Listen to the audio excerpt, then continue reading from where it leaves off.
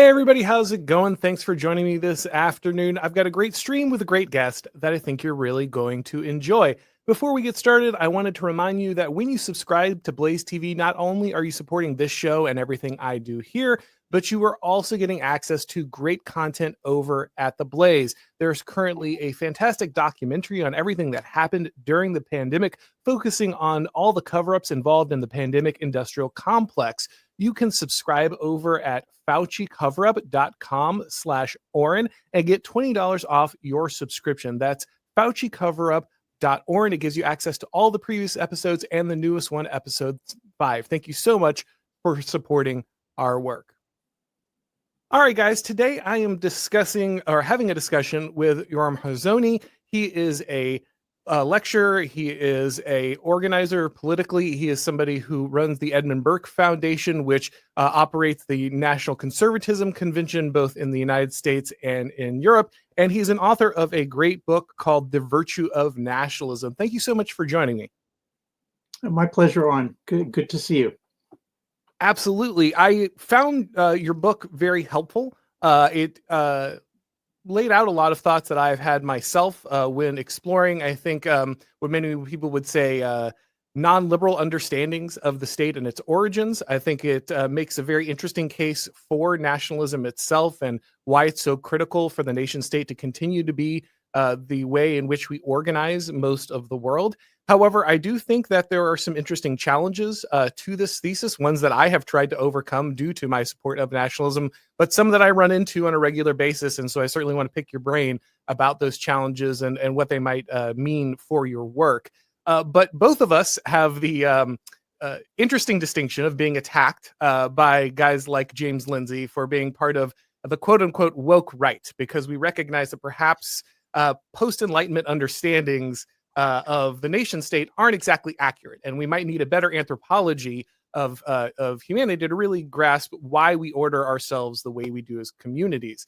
One of the things that you do in the book is attack perhaps the Lockean understanding, one which is very prominent in American civic religion. It's one I taught as a civics teacher in American high schools. The idea of the social contract theory that we all exist before the creation of the state, and we all affix ourselves to some form of social contract that we've determined beforehand. And this is what ultimately defines who we are. This is the propositional nation as it is pushed in the United States.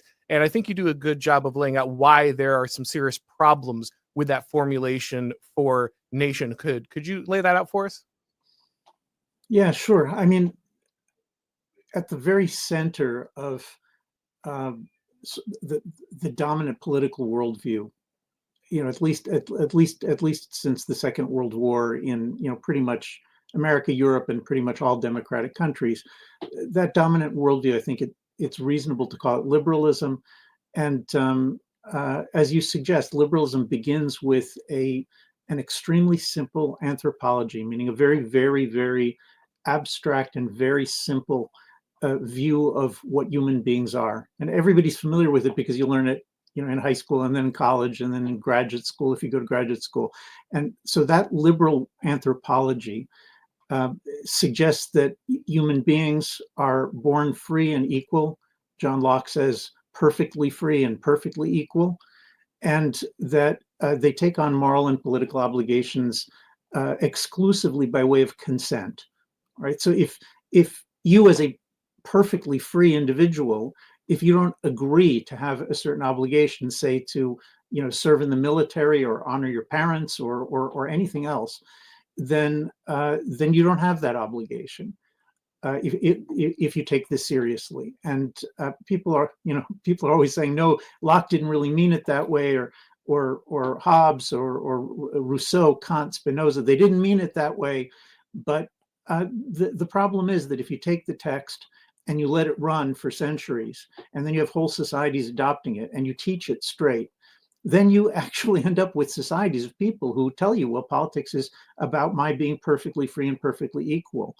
Now, conservatives, which can mean a lot of different things, but the tradition that for centuries has been opposed to liberalism, which used to be called conservatism, is sets out by saying, for centuries, by saying this is a ridiculously impoverished, simplified, absurd view of what human beings are. And if you try to run a society, a government, a country on the basis of this vision, you'll immediately start doing really stupid things. Okay, so just to name an obvious stupid thing, somebody comes to your border and says, "Knock, knock, Auron, I want to come and enter your country," and you, Auron, say, "Well, no thanks. We don't. We have too many people here," or please come to the interview office or something. And this guy says, "No, what are you talking about? What interview office? I'm perfectly free." Like it says in John Locke, it says in liberalism, I'm perfectly free. So you have to let me in. You can't stand there with a gun and prevent me from coming in. Or I'm perfectly equal. I'm your equal. You have no right to control who gets to be in America. I get to right. I have the same right that you do because we're perfectly equal. And this sounds silly, but this is really what a great many modern political debates boil down to, is people who have been soaking in liberalism for so long that they don't recognize any kind of moral or political rights or obligations that involve communities, that involve families, tribes, nations, families of nations. That whole crucial aspect of human beings simply doesn't exist. Yeah, and this has been a true problem with the current conservative understanding in the United States. The radical focus on the individual to almost a libertarian degree creates this situation where you are designing a society that does not understand that these unchosen bonds are actually critical for its own perpetuation. And so you end up in this situation where you're willing to adopt completely poisonous ideologies under the guise that it will somehow help for the liberated individual to realize a self-actualization, but not recognizing that in the meantime, you're basically eating out from under your society everything that actually holds it up. And oh, guys, I should mention we are pre-taped today because of the time delay over in Israel, so I won't be able to take questions today. Sorry, I want to let people know before they send any super chats. However, one of the problems that I think is really impacting the United States as well, because of this idea of the propositional nation, that it's just things that we all assent to individually. The problem is that we are now facing this issue in the United States where many of the immigrants who have theoretically assented to this at some point have raised their hand and taken an oath to say, yes, of course, I believe in these things, are now taking political power in places like Minnesota and openly saying, well, yes, technically I'm in America, but obviously I'm going to be using my political power in the interest of Somalia, right? Greater Somalia is why I'm actually here. I care about the Somalian community. I care about the Somalian people. Famously, we just had a Democratic congresswoman. She's at, in Mexico City talking about her, I believe it was her Guatemalan heritage and how she's a proud Guatemalan first before she is an American. This is becoming something that many people were very suspicious about when it came to large scale immigration.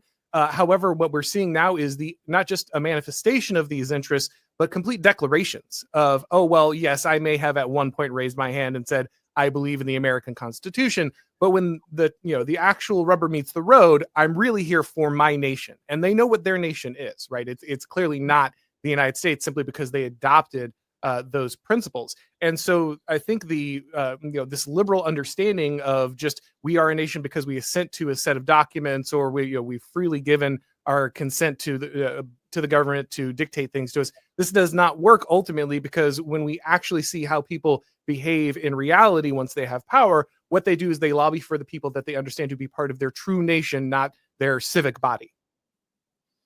Yeah, I think all of that is true, and I think it boils down to, again, as you suggested at the beginning, the anthropology, which just means the picture of human nature that's at the basis of making these decisions.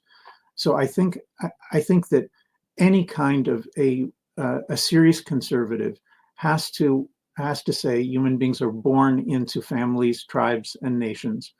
That means that they're raised with bonds of loyalty. I mean, your parents take care of you. You're not equal to them, and you're not free. They tell you what to do, and they raise you as part of a tribe, part of a nation, part of, if you want a different names, a part of some kind of group.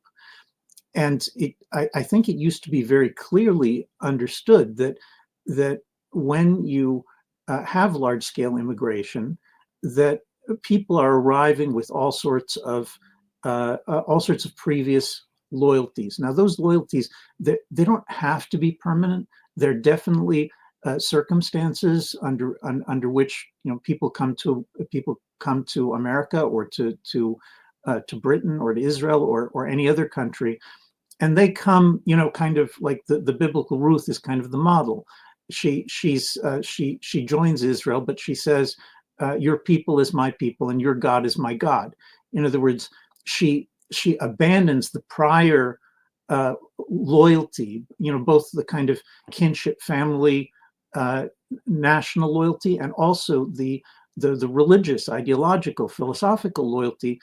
That requires humility. That requires coming not as someone saying, "I'm perfectly equal to you."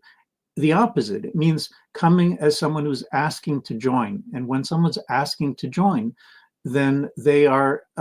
It's very often possible to join, but in order to do that, they have to demonstrate loyalty. They have to demonstrate a motivation and a willingness and a desire to become part of something that already exists, which is something different from what it is that they entered with.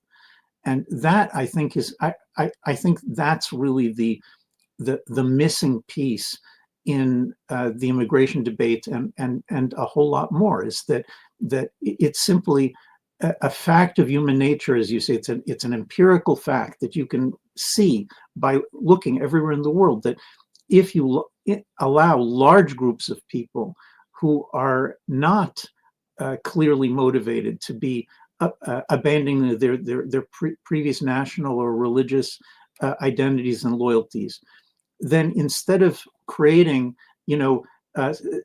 diversity is our strength, you create something which happens just, at least as often, which is that the diversity is indigestible, and you end up with competing, possibly hostile, possibly even violent identity groups or loyalty groups. So that, when we're seeing, as we saw in California in the last few weeks, we're seeing people, groups of people in the streets engaging in violence and waving Mexican flags. Like, you don't need a more clear and explicit picture of what it means to be bringing in unassimilated and unassimilable groups that are not saying, "Yes, I want to be part. I'm grateful. Please tell me how I can do that."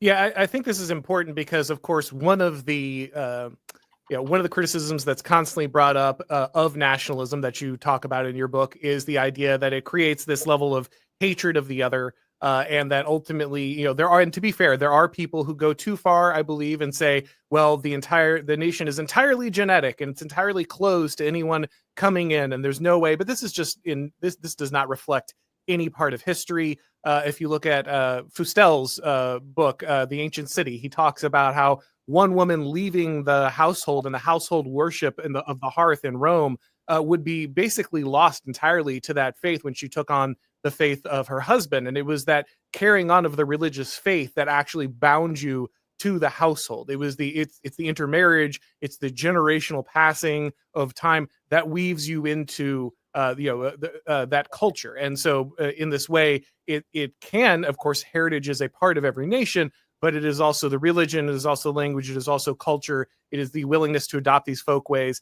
And one of the things that has been lost, I think, in the American experience, because we have this idea of just this immediate propositional American, is that actually it took many generations of intermarriage and binding of these different tribes in America to actually make them more American. And so this process is something that does not simply happen over the course of a few years or because paperwork was crossed off or some assent was given to some abstract principle, But when you do this at scale, when you don't require an intermarriage, or you don't require the adoption of religion, or you don't require the adoption of languages and cultures, then obviously you are now going to have basically these fifth columns that exist inside of your nation. And as Joseph de Maistre pointed out, whenever you have these two ways of being next to each other inside of a kingdom or an empire or whatever it is, eventually one must overtake the other. These things cannot continue to exist in perpetuity. One culture must dominate. And when you don't have a clearly dominant culture, again, something you point out in your book, this makes it incredibly difficult for anyone to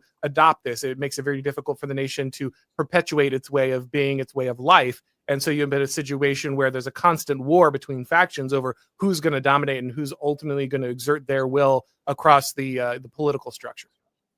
Yeah, I think you've touched on a couple of absolutely crucial things. One of them, which I think is completely underestimated, is the place of religion. Where by religion I mean something that resembles Christianity or Judaism or Islam, in the sense that it's a kind of a writ large, you could say, philosophical framework that has some basic view of the world that is inherited, that is transmitted from generation to generation, and that allows people to recognize one another as part of as part of the same framework, as part of the same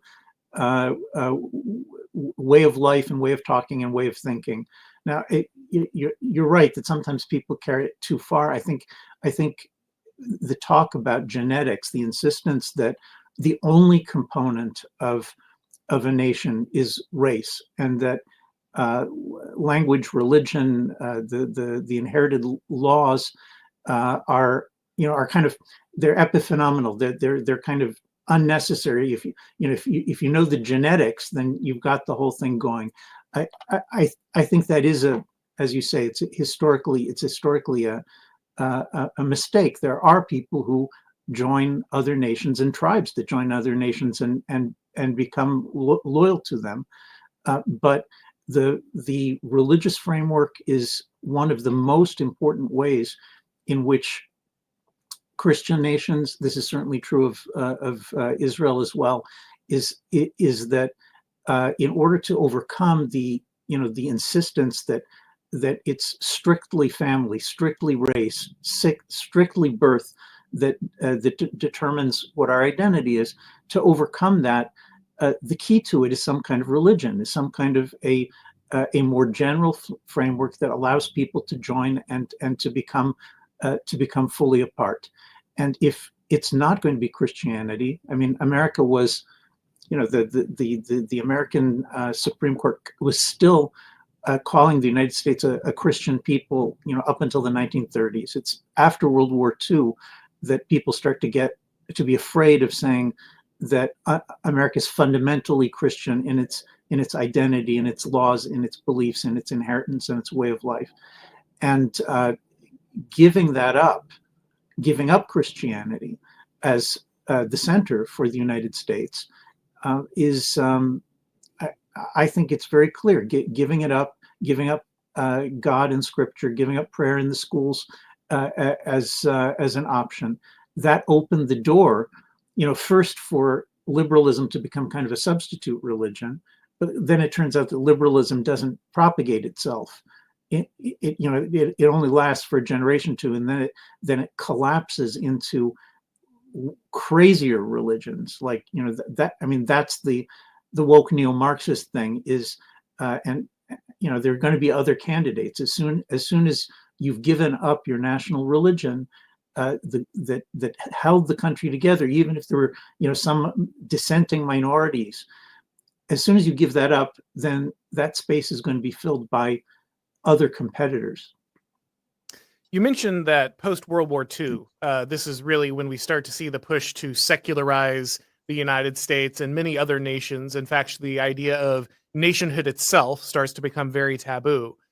Labeling yourself as a nationalist makes you some far-right radical. These type of things start to permeate. And this has been given the name by, I think R.R. Reno ended up coining the post-war consensus, which is a label that has riled many a classical liberal, including James Lindsay. I always remember I'm doing classical liberal in quotes, guys. These guys are in no way classically liberal. John Locke would have thrown them down a well. But ultimately, the point is that a lot of people have focused on this post-World War II mindset. And I think even Reno specifically says in the book, if I'm remembering correctly, that it really is in many ways this idea that Hitler was so monstrous and the Nazi regime was so horrible and the Holocaust was such a terrible event that the never again mentality permeated a lot of our understanding, to the degree where just the simple identification of a nation and a people as something distinct was itself now a danger to global world order, whatever that means. And so we have to beat down the idea that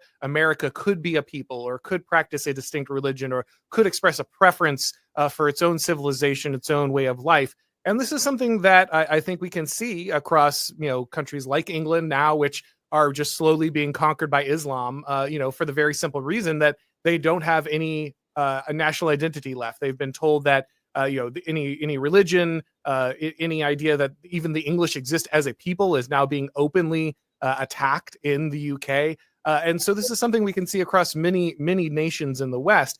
What do you think about the idea of the post-war consensus? Do you think that is a reasonable understanding of why we shifted to this anti-nationalistic stance? Yes, it is. I mean, I think that the history might be a little bit more complicated, because there's plenty of evidence of this liberal utopianism already after World War One. I mean, remember that the League of Nations was about banning war forever, and so the utopian vision of it doesn't matter what religion we are and what nation we are, we're going to find a way to just solve all the problems because everyone in the world is going to become liberal. That exists before the Second World War, but by the time you get to the end of the Second World War, I think it's absolutely correct that there's a change, that the Western nations were one thing before the two world wars and the Holocaust and everything that went with it, and they were something different after the two world wars. And a very clear example of this is 1947. It's 2 years after the end of World War II, and in Everson versus Board of Education, the United States Supreme Court reconstructs the history of the United States, and instead of viewing it as having had a Christian founding and the freedoms and the independence and the democracy of the United States before World War II, both Roosevelt and Eisenhower, before World War II, just about everyone would have agreed that it's Christianity, that it's the Bible, that it's that it's the inherited God and way of the American people, which is the basis for everything else. So you would get Roosevelt in 1939 talking about the United States as a God-fearing nation whose aim was to take on the atheist Nazis and defeat them in the name of American religion. It was in World War II. Eisenhower and other generals, they openly spoke of the war as a crusade. So by the time you get, you're after World War II, and you have Everson in 1947, the Supreme Court declares that America at its founding was founded against religion, that government is not allowed to support any particular religion or all particular religions, that there's an impenetrable wall of separation of church and state. All of these are post-war slogans in support of a post-war aspiration to suppress traditional religion. And now you're absolutely right that it's not just religion; it's religion and nation. These are kind of the twin evils after the World War II. The nation thing it's a little bit easier to understand because Hitler appropriated. We can, if we can use that word, Hitler took the word nationalism, which prior to him had been a term that was used to speak of a world of independent nations, to speak of the idea that many nations could be independent one another, that they could balance against one another and maintain their freedom. The fact that Hitler in Mein Kampf appropriates the word nationalism and turns it from the traditional inherited idea of the nation, which is, more or less what you and I have been discussing here, which goes all the way back to the Bible and other ancient texts. Hitler took that and he turned it to a word that means biological imperialism. That's a famous slogan of Anthony Smith, who once said, "Look, you can't." Hitler calls himself a nationalist, but we can't say he's a nationalist because he detested the idea of the independent nation. He detested the idea that different nations could have, be only under God, and sought a world in which all the nations would be under Germany, the German people, as lords of the earth and mistress of the globe. So post World War II, for sure, there is an alliance of liberal intellectuals with Marxist intellectuals who together seek to destroy the legitimacy of inherited national identities and religious traditions. So one of the things that you do in your book is address the formation of nations themselves and the process by which different tribes and clans are brought together under, the understanding of the nation state. And you contrast this with perhaps the imperial state and the way that it ultimately aligns itself. One of the things I enjoy is that you do face the issue, which I think is a real issue, about how nations are ultimately formed, which is that they do have to remove the agency of the individual tribes, and they have to wear away some of the edges of the different tribes, some of their ways that conflict with each other, and make them conform to the nation. Ironically, a little bit, this is a process I actually did an entire podcast with Daryl Cooper a few years ago Really? on exactly how this works. And so you kind of strike the nation state as a equilibrium between perhaps the radical need of the imperial state to universalize its way of being and completely conform the peoples under it to that understanding, that legal code, that culture, as opposed to the nations, or the complete anarchy of the tribes, which is so radical that while they might have individual tribal freedom, they aren't able to defend themselves and able to kind of build a cohesive society out of that level of individual freedom. And so you kind of strike the nation state as that balance. Could you make your case for why the nation state is the right place to stop on this continuum between kind of tribal anarchy and complete imperial control, universal control?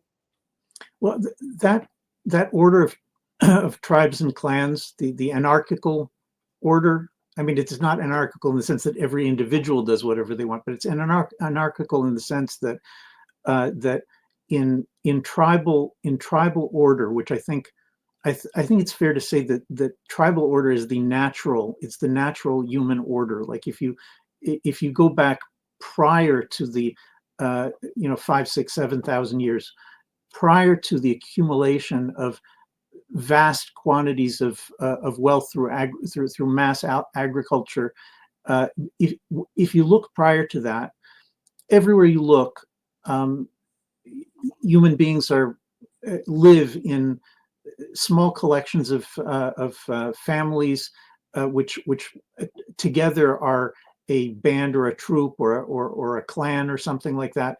And then these clans, when attacked, they pull together in order to form a tribal alliance that lasts, at least through the war, sometimes a little longer.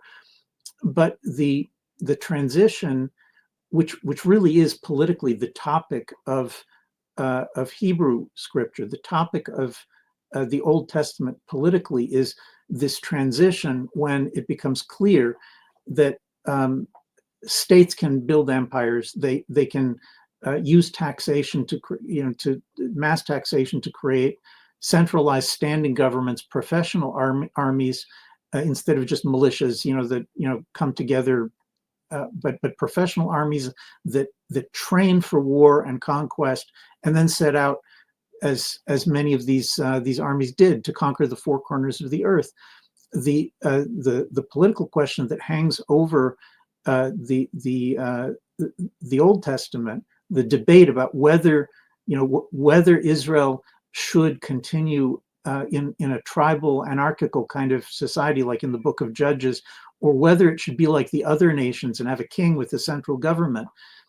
That gives rise to, well, first of all, it's the result of recognition that the tribal anarchy, as you said, is absolutely incapable, except maybe in certain remote corners of Yemen or something, but in the mountains. But in general, imperial armies eliminate everything in their path, and tribal militias are powerless against them.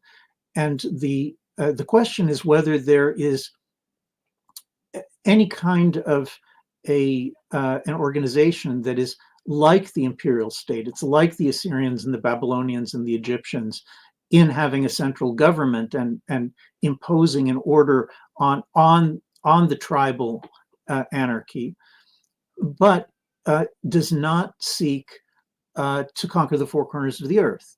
And that's one of the central political propositions of the books of Moses and the prophets of the Old Testament, is this claim that empire, which seeks world dominance, and by the way, not just in the name of the greed of the rulers and the conquerors, but also explicitly for the sake of peace, bringing peace to mankind, imposing an end to the tribal warfare, and therefore an end to the disease and starvation that war brings. Empire was always, just like it is today with the globalists, it was always wrapped in the claim of bringing peace and prosperity, and there was some truth to that. So the question is, do you have to give up your freedom, the collective freedom of the tribes to live their own, according to their own inheritance, their own laws, their own traditions, their own way of life? Do you have to give that up to get peace and prosperity by subjecting yourself to the absolute rule of some world emperor? And the proposal, which is already it's already clear in the Bible, and then it's picked up by Polybius and others in the Greek and later the Christian tradition. Polybius is looking at both the example of the Jewish revolt against the Hellenistic empires, but also the Armenian revolt. There's both the Armenians and the Jews had a nation state, a national state order. And what he saw, which is already hinted to in scripture, is the possibility that the bonds of loyalty that unite the combined tribal armies that come together under the state of a single nation, that those national armies are they actually are able to hold their own against imperial armies that are often much larger, due to their motivation, due to their familiarity with the terrain, due to their loyalty to one another. The imperial armies are not necessarily happy to be fighting for the empire, whereas national armies tend to a much greater degree to be willing to sacrifice for their homeland. And so the Western tradition, the Christian tradition, ends up having these two examples, one of which is Hebraic or Jewish and is inherently nationalist and does not seek to conquer the world, and the other of which is Roman or Hellenistic in the sense of Alexander, which says, come on, peace and prosperity, that's through world conquest.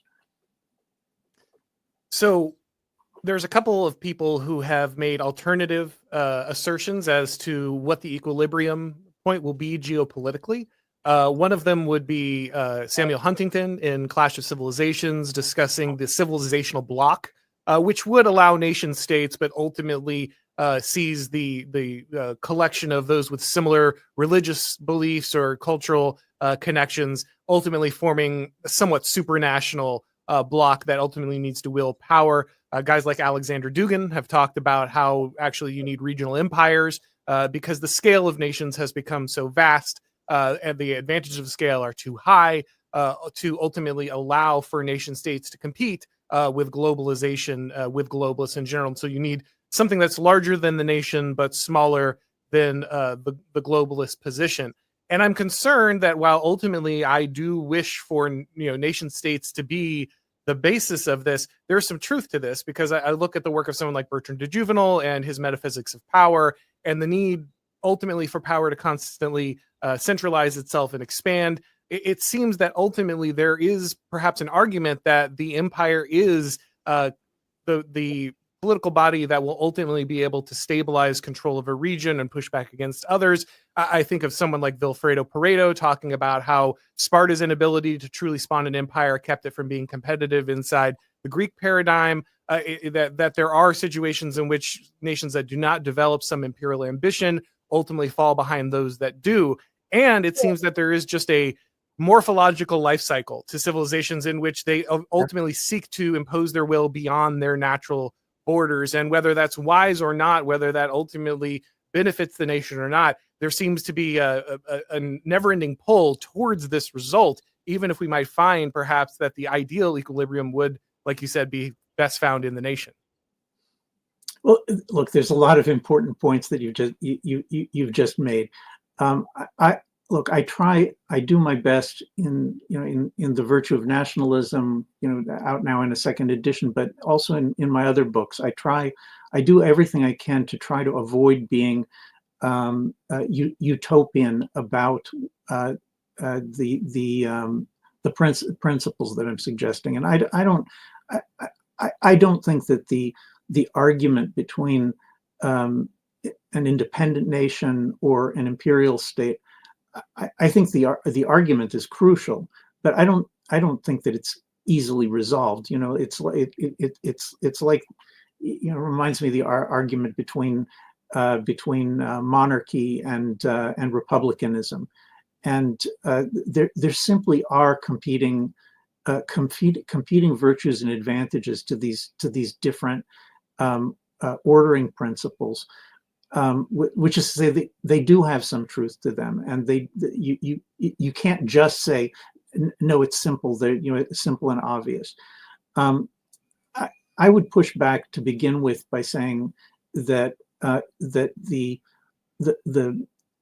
principle of constantly attempting to centralize power, which is absolutely real. I mean, it's not just that it's real. To a certain extent, that principle is crucial for human societies, because without having an individual, an elite, a leading group, a ruling group that is pushing to decrease the degree of internal competition and anarchy, without that, it's not possible to fight wars. It's not possible to win. So that centralizing tendency, it's real. I mean, that is the American Constitution and George Washington's party, the Federalists.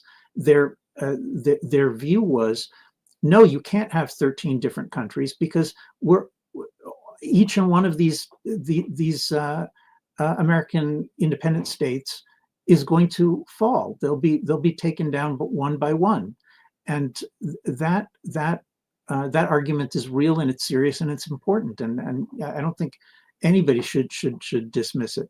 But there's an equally important countervailing principle, which is that despite all the predictions for that technology would eliminate the possibility of successful rebellion and dissent, we're still at a place in history where the countervailing principle leading a rebellion, whether cultural, political, or military, against the centralized power. That's a crucial countervailing principle, that when conquered tribes living under an imperial center, or conquered nations living under an imperial center, they suffer from it. They feel the lack of freedom. They are, sometimes they're happy. If you have a really skilled emperor at the center, then maybe it can make them happy for a period. But as a general, like looking over at history, nations resist because they feel the loss of freedom and dignity as something that's as painful as the potential death in war and hunger from economic sanctions or disaster. And that's also a part of being human. And I think that people who are explicitly banging the drum for empire, somebody like Dugin, and more generally, I mean, this is a problem with Russia historically, is that Russia's never been a nation state. I'm not saying it can't be, but I'm just saying that historically, Russia never has been. It inherited 1,000 years ago the self-perception of being the third Rome, and even to this day, it's not clear that the Russians see the advantages of a nation that doesn't go out and conquer endlessly. And I'm not saying that's Putin's worldview. I'm just saying that Putin is that when he speaks of nationalism, he's talking about the Ukrainians, and he sees that as a completely negative thing. He doesn't use nationalism as a positive thing. And so to a certain extent, he really is inheriting the imperial tradition of a country that never saw itself as an independent nation, the way that the English, the Scots, the French, the Poles, ancient Israel, of course, but definitely the Americans. And by the way, this view of America as a nation rather than an empire, I would say that when I was in college and Ronald Reagan was president, and Margaret Thatcher and Pope John Paul II. Today, everybody kind of looks back and says, "Oh, those were the liberals, and they sold out." I understand the arguments. There's something to it, but fundamentally, I think people who weren't alive then don't understand that Americans during the 1980s saw themselves as an independent nation wishing for the independence of other nations. So you can say it was never quite like that, but that's the way they saw themselves. And so if you asked American leaders of both parties, if you ask them, is America's goal to dominate the world through empire, or to be an independent nation guided by its own traditions and its own inheritance to seek its own good, everybody would have said the second one back then. Now things have changed, but it wasn't that long ago that Americans knew that they were a nation, not an empire, and believed in that. Yeah, I guess the difficulty, I think, is probably the shifting definition. I think that a lot of Americans would like to have believed themselves to be in that scenario, but I would argue that really, since the incorporation doctrine, taken out of the 14th Amendment, it's very difficult for the United States to actually function as a nation in a real way. And this is one of the problems, I think, with the nation state itself. A lot of people, because of this being their default understanding of government, have just conflated the state and the nation. They don't understand that these we're traditionally not always the same thing. And so where the nation is only defined by the legal auspices of the federal government, not by having any, identity as a separate people with a specific way of life.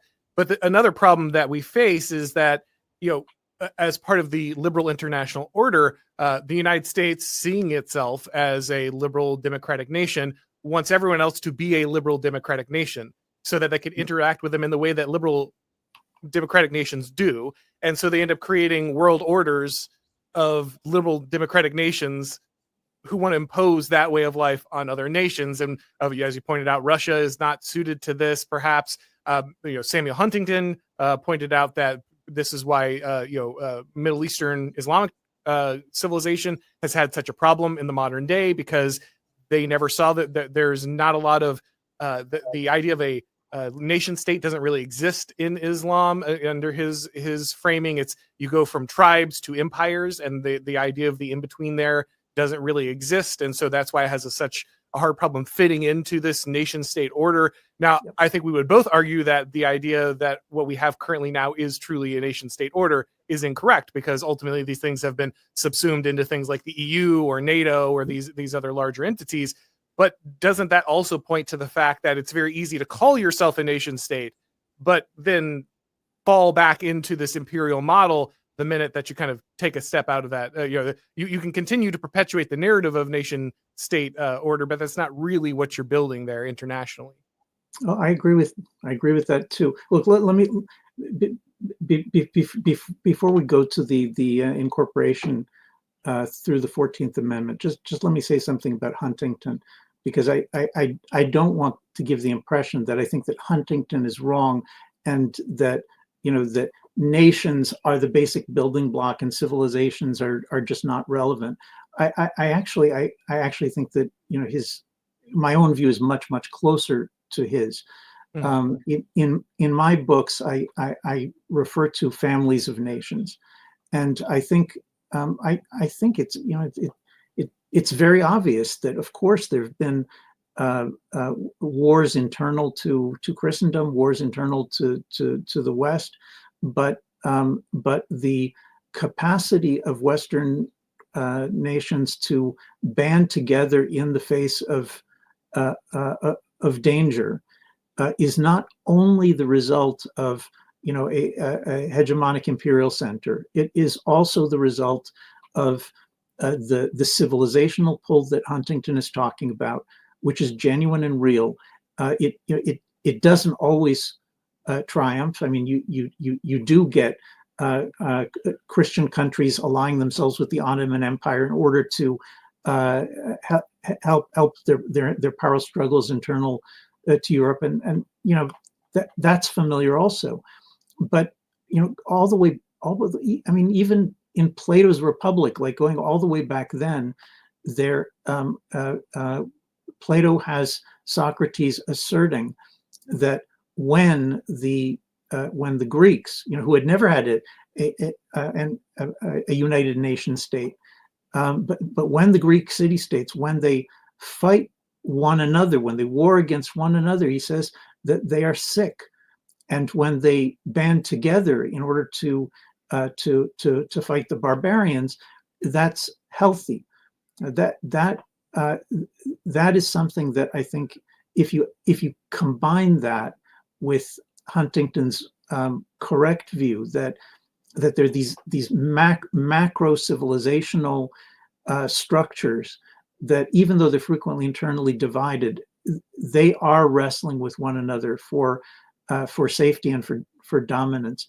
I think that gives you. I think that really does give you a much more complete view of the context in which the Western idea of national independence and the nation state is functioning. So now let's go to your comment on the 14th Amendment, because I completely agree with this. In fact, just a few weeks ago, Timon Klein and Josh Hammer and I published a very, very long, like we were trying to make it like the definitive essay against separation of church and state in the United States, and making the argument that it's both completely destructive and utterly ahistorical. And of course, the instrumentality is the one that you're pointing out, that it's not until 1940 that in Cantwell that you get the idea that the First Amendment's religion clauses need to be imposed on all of the 48 states. taking away their original longstanding constitutional responsibility, right and duty to support religion, each according to its own traditions and understanding. And I agree with you that this is the argument in my book against federalism as a solution is not. It's not an argument that's intended to say, no, we should centralize everything. It's an argument that says, take a look. The problem with federalism is that it tends to do exactly what you just said. It tends to devolve into the imperial center or the national center, whatever you want to call it. It tends to devolve into an imperial center that takes away the freedoms of all of the subordinate tribes or regions or subcultures and try to impose a uniformity. And I also completely agree with you that this is particularly true of liberalism, because liberalism doesn't recognize at its foundations the importance of group freedoms, of family, tribal, and national freedoms within larger alliances and structures.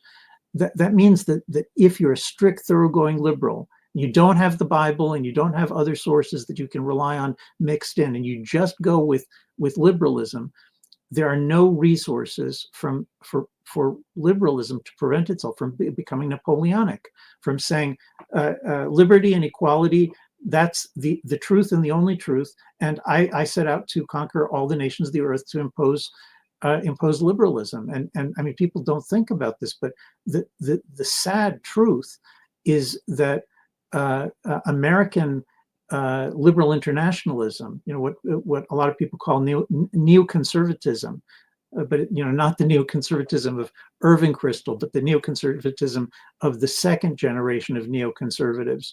That is it. It is Jacobinism.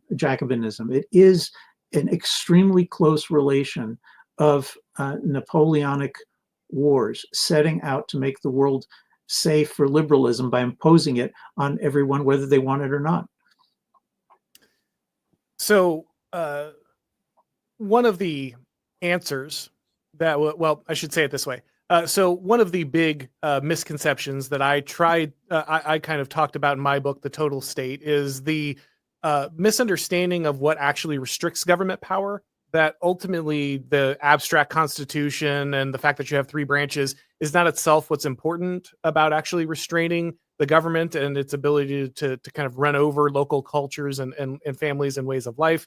The thing that actually prevents that is other social powers, other spheres of sovereignty inside your nation, the church, others. And this is ultimately what's required to push back, and that these different forces were represented in the government were supposed to be representations of the states, because the states had definitive cultures and ways of life that they wanted to preserve. And by having this representation, these checks and balances, you allowed for central government that ultimately did not overrun these issues. Now, ultimately, this wore away, and people adopted a very mechanical understanding. Well, if you just have these checks and balances technically somewhere abstractly in the Constitution, then when government comes for your rights, then you'll solve this problem. You'll have the barrier of the Bill of Rights and these kind of things. But ultimately, when we saw COVID and these other issues in the United States, it was very clear that actually the central government is very good at running over all of these rights. And the only thing that really seemed to push back against them were religious communities that had said, no, I don't care what the government says. I don't care what the central authority says.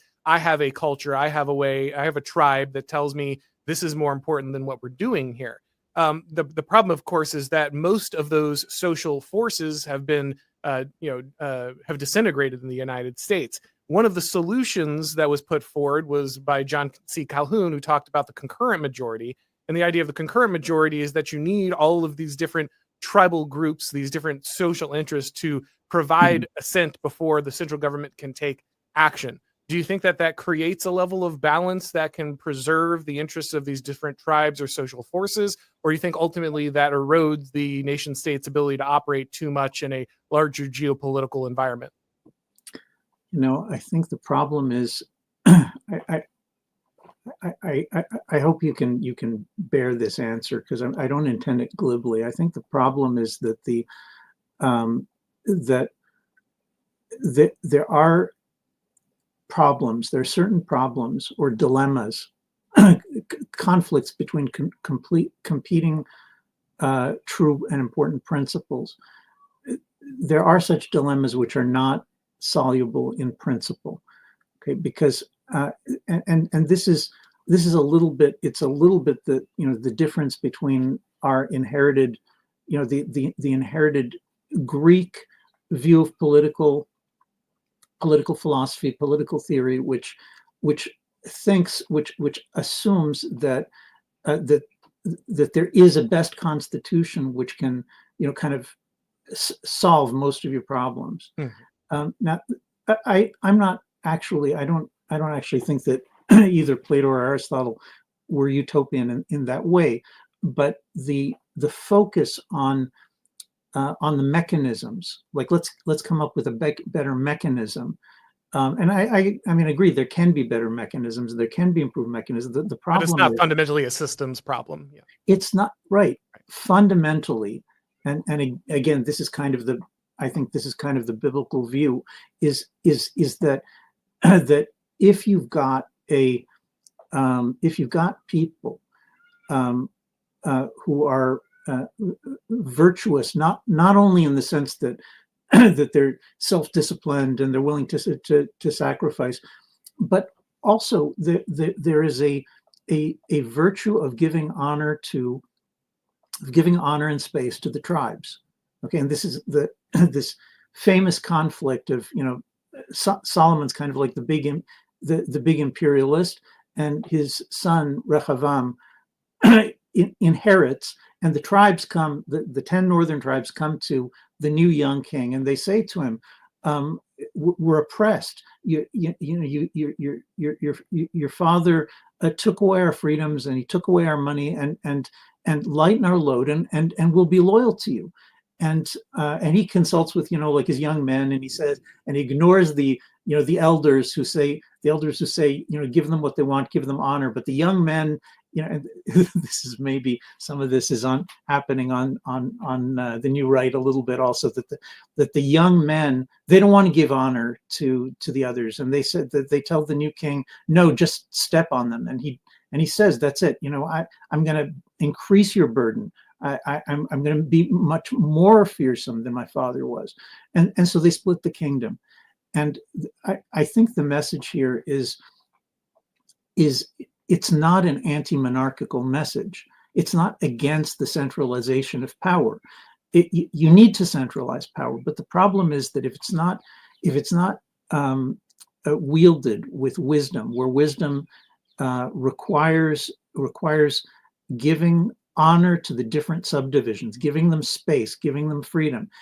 If you can't do that, then you as the ruler, you'll in the end, you'll oppress them for a certain time, but in the end they'll rebel and they'll be gone.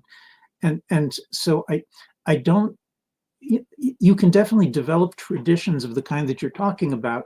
I mean, today the United States is so far in the centralizing imperial theory that almost any degree of going back to federalism, giving power back to the states, has got to be good, I think. But the question is whether there's any way to write, again, as you said, to write into a paper document, a rule that says the states will make, wherever the states make a decision on, here's a list of topics, the federal government has to give in on this list or on all topics. It can be helpful in a given moment to think and talk like that, but it doesn't really solve the problem. The problem is that if what the states are going to do with their, with their constitutional liberties is to create violent, corrupt, decadent anarchy, like that's what they're going to do with their freedom, then you and I will then, be forced at a certain point to go back and say, look, this has just gone too far. And if they're decent people in the central government, then they need to go to Los Angeles. They need to impose order. You can't.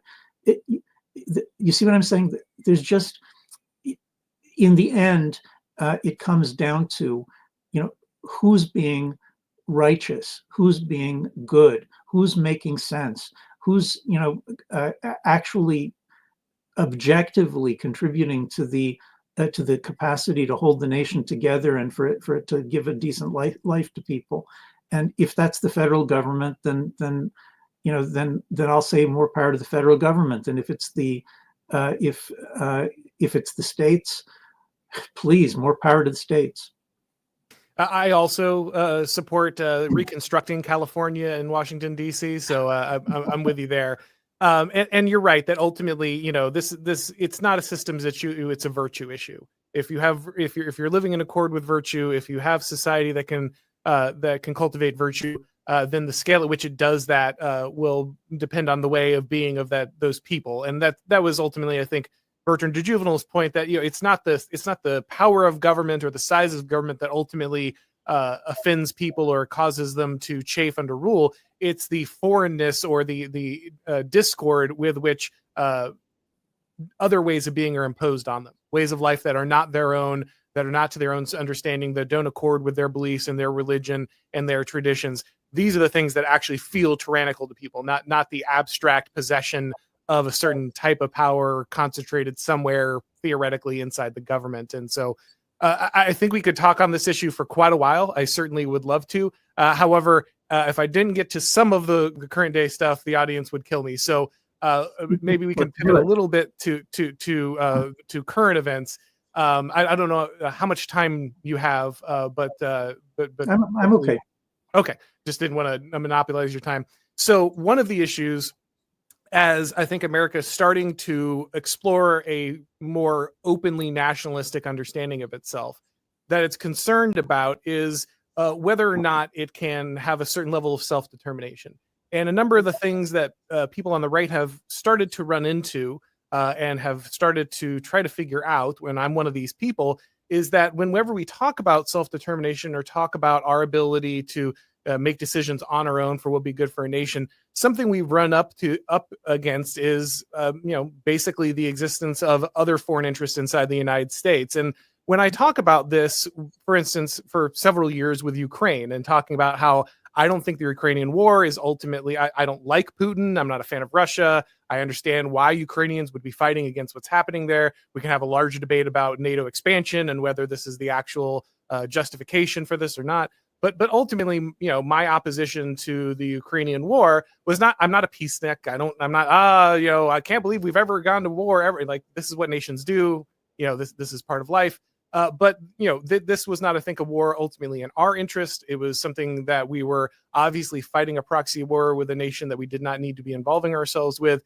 And so I had opposition to the fact that Zelensky is coming here and demanding money and support and all these other things that I think ultimately were not in the interest of the United States. And when I made those arguments, there was zero problem. I got called a Russian agent a few times by leftists, but ultimately, people understood, a lot of people on the right, yes, we understand. Yeah, we're not just for any war because it's a war. We understand that these things, if conducted, need to be done explicitly in the interests of the United States and its people. One of the things we've been running into now is that a lot of times when we're discussing the American national interest, we have American politicians say things like Ted Cruz saying, well, I went into the Senate to be the greatest champion of Israel, or Tammy Bruce being a spokesperson for, the Department of Defense saying, well, Israel is the greatest country in the world and the United States is behind it. I'm not going to, I'm not demanding that you answer for these things. Like, dispensational Christianity is not your fault. As someone who came from the evangelical dispensationalist world, I know these people. These are my people. I get where this comes from. I'm not like, oh, this is all some crazy scheme implanted into the United States. However, this is not, I think, healthy. I don't think it's healthy for the United States. I don't think it's healthy for Israel. I think a lot of people are noticing this is really unhealthy. And when we see the Trump administration do things like say, well, Americans can't get disaster relief if they have an opinion on a specific foreign government, it's like, That's concerning. I don't like the people who are doing the BDS stuff. They hate me. They hate my guts. They hate my religion. Yeah, I have no sympathy for them or Hamas or any of these people. But I would like to be able to express my concern over these policies and the fact that they may not be forwarding the interest of my nation without immediately being called like an anti-Semite or a crazy groiper or a Nick Fuentes fanboy. It'd be nice if you can just say, here are my nation's interests. This is what I'm concerned about. Can we have a conversation about that without like everyone losing their mind? Yeah. Well, look, there's, as often happens. I mean, there's a combination of things at the moment, and so, well, let's begin with Ukraine and then swerve back to Jews in Israel. Sure. Just because I think at this particular moment the emotions are running really, really high on Jews in Israel. I'm not saying I don't want to be talk the about understatement of the year. Yes. Yeah. So I'm happy to talk about it. I think it's important to talk about it. But let's talk about just the theory for a moment. Sure. Before we get to this, the less charged example. Yeah. Absolutely. Yeah. So look, let's start with something with a couple of basic things. One, we've already discussed Napoleonic America. The neoliberal and neoconservative theory that America is the world's policeman. Not just that it's the arsenal of democracy, that it can create weapons that can help people, but that actually the United States has primary security responsibility for the entire globe. Right. And so number one, that's a terrible, foolish idea. I mean, it was foolish to begin with. Like, it was foolish immediately, when neoconservatives were writing about it in the 1990s. It was foolish when George W. Bush started, talking about a new world order, and for 100 generations we've tried to get here, but now we've gotten it. We're going to replace the law of the jungle with the rule of law. All of this fantastic nonsense about how the United States both has the ability and the moral obligation to just take over every part of the world and ensure liberalism everywhere. Okay, so we can. I think that probably most of your audience can agree that's a foolish worldview. It was inherently foolish to begin with, and then it proved itself to be foolish in all sorts of situations. One of which was the eastward expansion of NATO and the European Union, in which people with some degree of common sense kept saying, no, you can't. You can't keep expanding indefinitely. In the end, if you expand indefinitely, you're going to provoke people. And this is not obviously this is a realist argument. It's an empirical argument. It's not an argument for Vladimir Putin is a good guy or a bad guy. It's an empirical argument. If you expand indefinitely, in the end, you're going to cause people to say, I have to fight no matter what. And or I'm finished. So neoliberalism and neoconservatism, these sort of silly twin names for basically the same thing, it led to many foolish policies, including trying to bring liberalism to Afghanistan. Many foolish policies. So on the one hand, there is appropriately a rejection of that. And here this is just one of the things that I so admire about President Trump, for putting so clearly on the agenda. Europeans are wealthy countries. America cannot have primary security responsibility for Europe. Americans can't pay for it. They can't send their kids to go fight on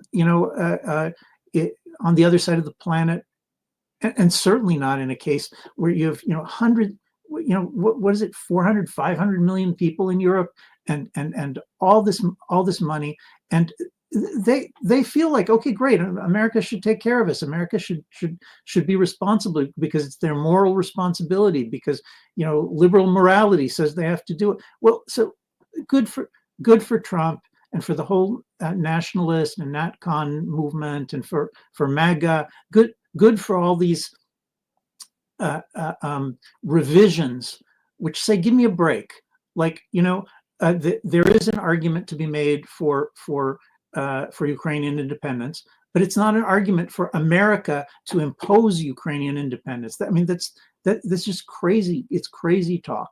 And the move towards saying, number one, if America, to the extent that it has a security problems, serious security problems, it has to think about it. Number one, the rivalry with China, which no other democracy can handle. It has to be America that's leading on that. There is no other choice.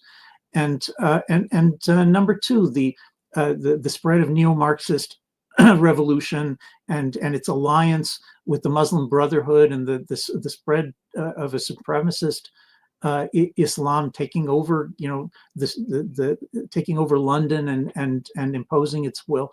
This set of issues that America has to deal with at home do not justify the United States being, like taking primary responsibility for the security of Europe or the Middle East or South Asia or any other distant region. Okay, so I hope I've made my position on that clear, that I don't think Americans have a political or moral responsibility to have primary security responsibility for other regions. Just period. Okay, so now let's talk about. Yeah, go ahead. But we're going to talk about Jews in Israel. Yeah. Sure. No, I was just going to interject quickly that this is the basic, Carl Schmitt's expansion of Hobbes's protection and sovereignty paradigm, I think, is pretty key here. You simply cannot act as a sovereign nation, have any level of sovereignty yourself or self-determination if you're not responsible for your own protection. Anyone handing that over, we can disagree with the anthropology of Hobbes, but he's right about this, that if someone else is responsible for your protection, your well-being, you're necessarily going to be ceding your self-determination and your identity to that. You will create an imperial relationship, whether that was the intention or not. And so this is one of many reasons, ultimately, I think it's good for Europe and many other nations to recapture responsibility for their own protection, because as long as that relationship between protector and protectee exists, you will have ceded your sovereignty to whatever high authority is now involved. Right. Absolutely agree. So now I'll say something that is, I know some people will take it skeptically, but I'm describing the Israeli tradition that I inherited. For people who don't know, I was born in Israel. I grew up in the United States. That's why I sound like I'm from New Jersey. But I was born in Israel to Israeli parents. And after college, my wife and I went back to Israel.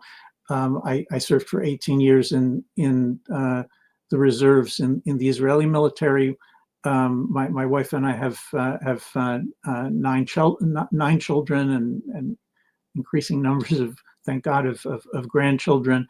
And so we have children who've served in the Israeli army, and like this week, not just like a long time ago, but now in the present war, we have children who've served in other security services, and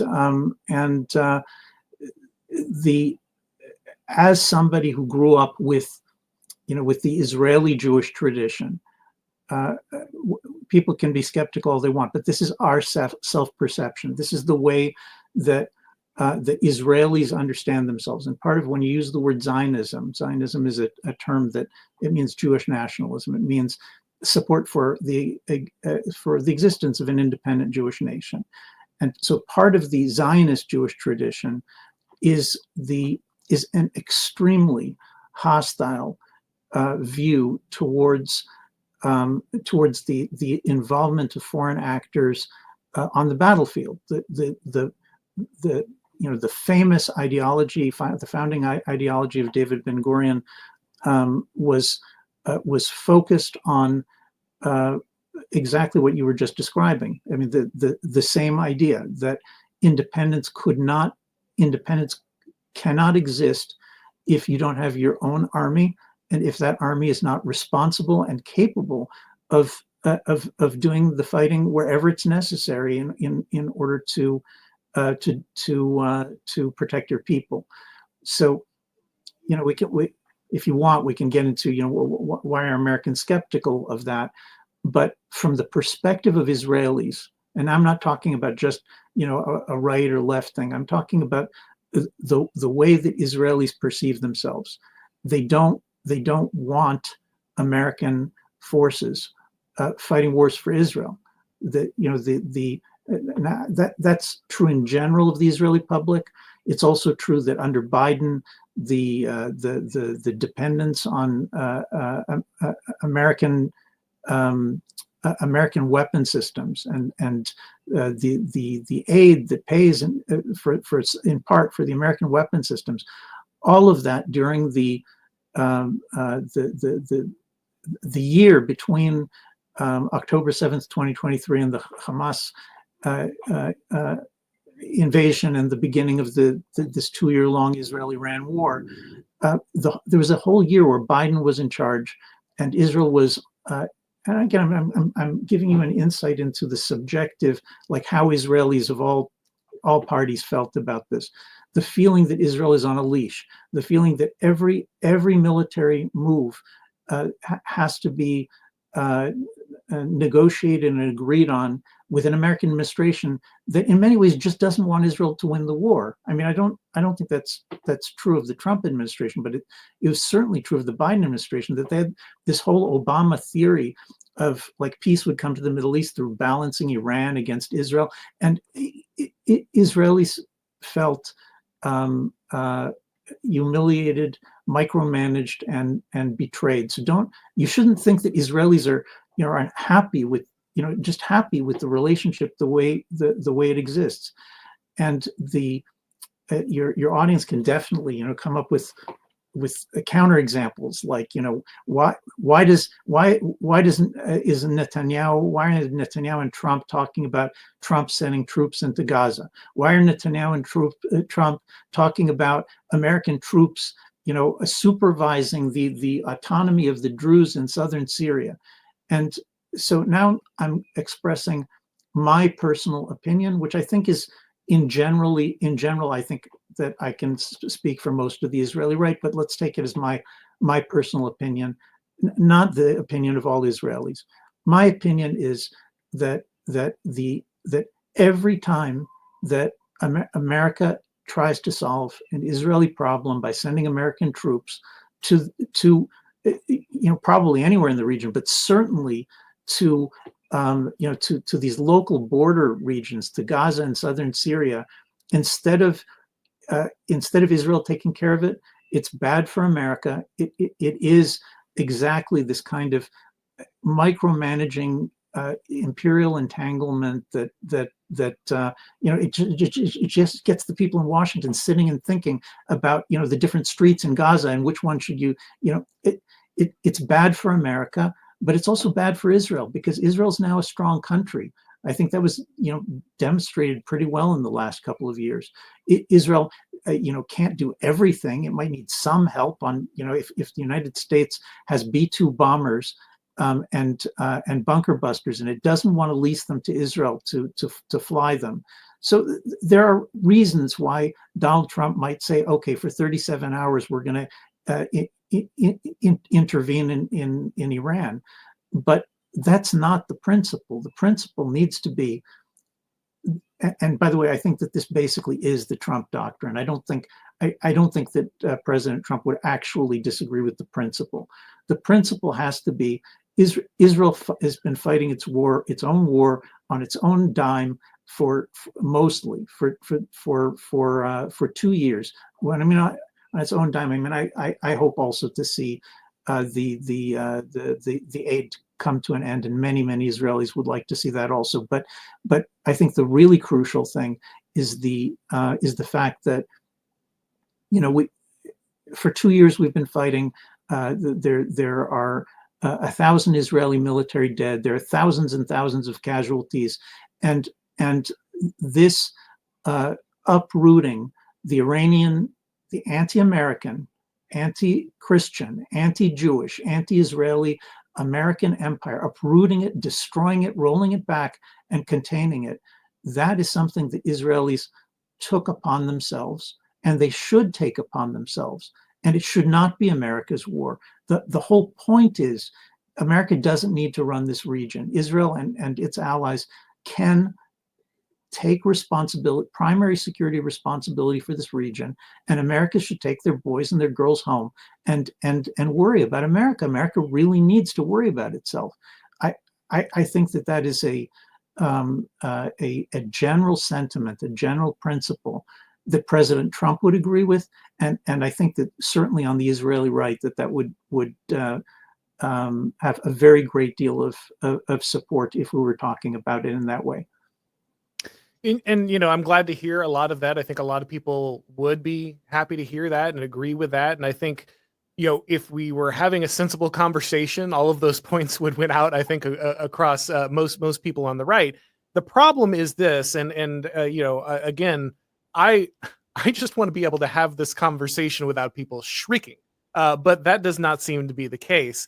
This is, as you pointed out when we were even entering this is an incredibly loaded issue at this point. And so simply laying out, the basic facts about national sovereignty and why it would be important to both groups to kind of disentangle their security concerns from each other in this way, these things are immediately met with great hostility and charges of anti-Semitism and support of Hamas and all these things. And look, I understand that there's like a faction of the right that's like, yeah, Israel controls everything, so we got to back all the Muslims who also want to murder us and decapitate us and kill all of our friends. But yeah, for some reason, that is all very stupid, right? Like that's all ridiculous. People involving themselves in that probably have obsessed themselves with hate to the point where they're backing forces that hate them just to do this. And this is, I'm trying to strike this, George Washington's balance, right? In his farewell address, he says, we should not have nations that we hate so far that we have this like destroy Carthage mentality, and this drives us to make all kinds of terrible decisions in that direction. But we also should not have favored nations. We should not have nations with special relationships. We should ultimately, because if we do, it's going to conflate the interests of that nation with our nation. It's going to create factions inside our own nation that will use loyalty to that nation or against that nation as wedge points that will, this is all in Washington's farewell address. So this is well established American foreign policy inside our founding, fathers, wishes. And yet when I try to explain this basic concern, especially to many conservatives, they become very rabid about this fact that no, ultimately we cannot, we can never disentangle ourselves from Israel. Now, again, I'm not going to make you answer for dispensational Christianity. That's its own problem. We're working on that over here. That's not something. But one thing that I do think is true, honestly, if I'm just being honest, I think it's pretty clear that many Israeli officials and leaders are willing to play and make deals with what is ultimately an unhealthy obsession with their nation by many people in the United States if it benefits them. And so it's like, well, yes, we can win. I heard this a lot. We can win the war on our own. Israel can win its war on its own. It doesn't need the United States until it does, right? And this is the problem that we keep running into. Yes, in theory, the aid is only a few $1 billion every year, which we shouldn't be sending over anyway. I think we both agree about that and would like to see it end. But it's not just that, right? Obviously, we're sending aircraft carriers, to back up operations and all these other things. We are sending bombers and all these other things that are part of Israeli operations. And this creates a scenario in which people can see repeatedly that, when it is advantageous for Israel, whether it's, occupying Gaza or figuring out maybe relocating the Gazans somewhere else, all of a sudden the discussion of the United States involvement becomes critical. And so really it's like, well, we don't want the United States involved until we obviously need them involved. And then actually that principle just kind of goes out the window. And for me, it's kind of, well, I need to see some consistency, right? If the Israeli right really does want to see the United States extricate itself from these conflicts and wants to be sovereign over its own defense, then I need to hear directly from leaders that that's the case. I need to see leaders on the Israeli right who say, actually, I am pushing actively to end this aid. I don't want it anymore. I am pushing my government to no longer request the assistance of the United States in military operations. I no longer need that anymore. I'm asking American politicians to not come over here and pray that the United States will always center its policies on Israel. Like, it would be nice to hear these things very directly in the pushback, and pointing out that those who recognize that this is unhealthy for both nations on the American right are not themselves some crazy people who are like embracing terrorism, Islamic terrorism around the world. I think what you're asking for is pretty reasonable. I hesitate only on one point. I think that there is currently on the nationalist right, there is there's an exaggeration of many things in some sections of the nationalist right having to do with Jewish power and Israeli power. Part of this is I think you're right that just like Americans have been trained by liberal internationalism and neoconservatism to think of America as responsible financially, morally, militarily for everything in the world.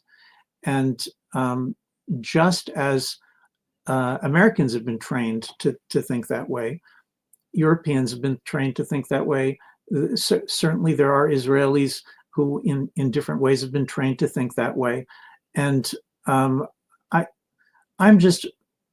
a little bit worried about the tendency to put the causation with Jews, right? And I'm not saying that Israelis don't have an interest and a perspective. They do, and American Jews also have an interest in a perspective, which in some cases use very closely to the Israeli perspective, but not at all in all cases.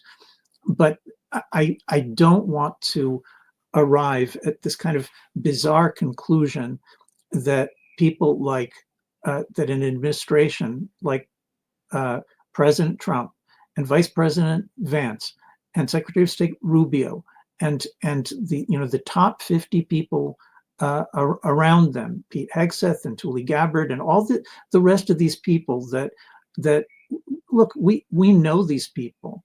Many of them are people who are they're personal acquaintances and sometimes close friends of mine. And as a movement, as the NatCons, we know who these people are and we know what they believe. And there's something creepy about the fact that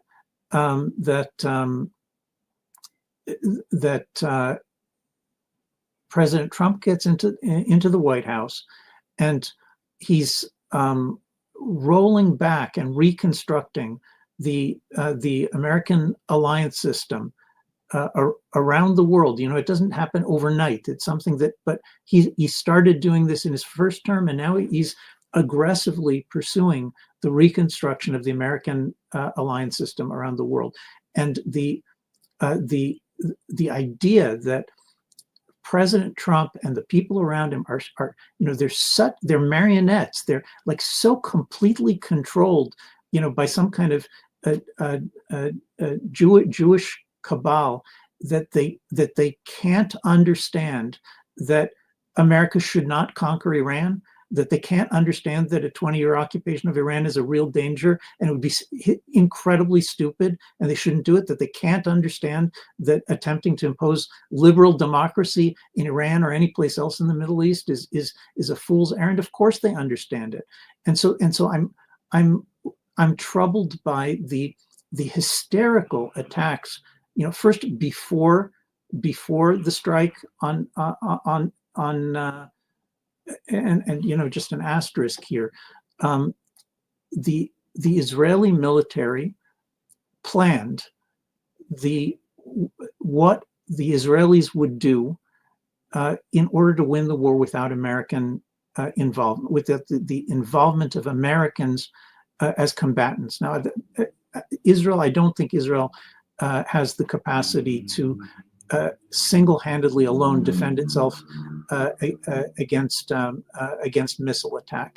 And I'm not sure any democratic country in America, even America, can single-handedly deal with incoming missile attack with the current situation in technological situations. So I actually think the fact that Americans, European militaries, Arab militaries were all involved in shooting down these incoming missiles.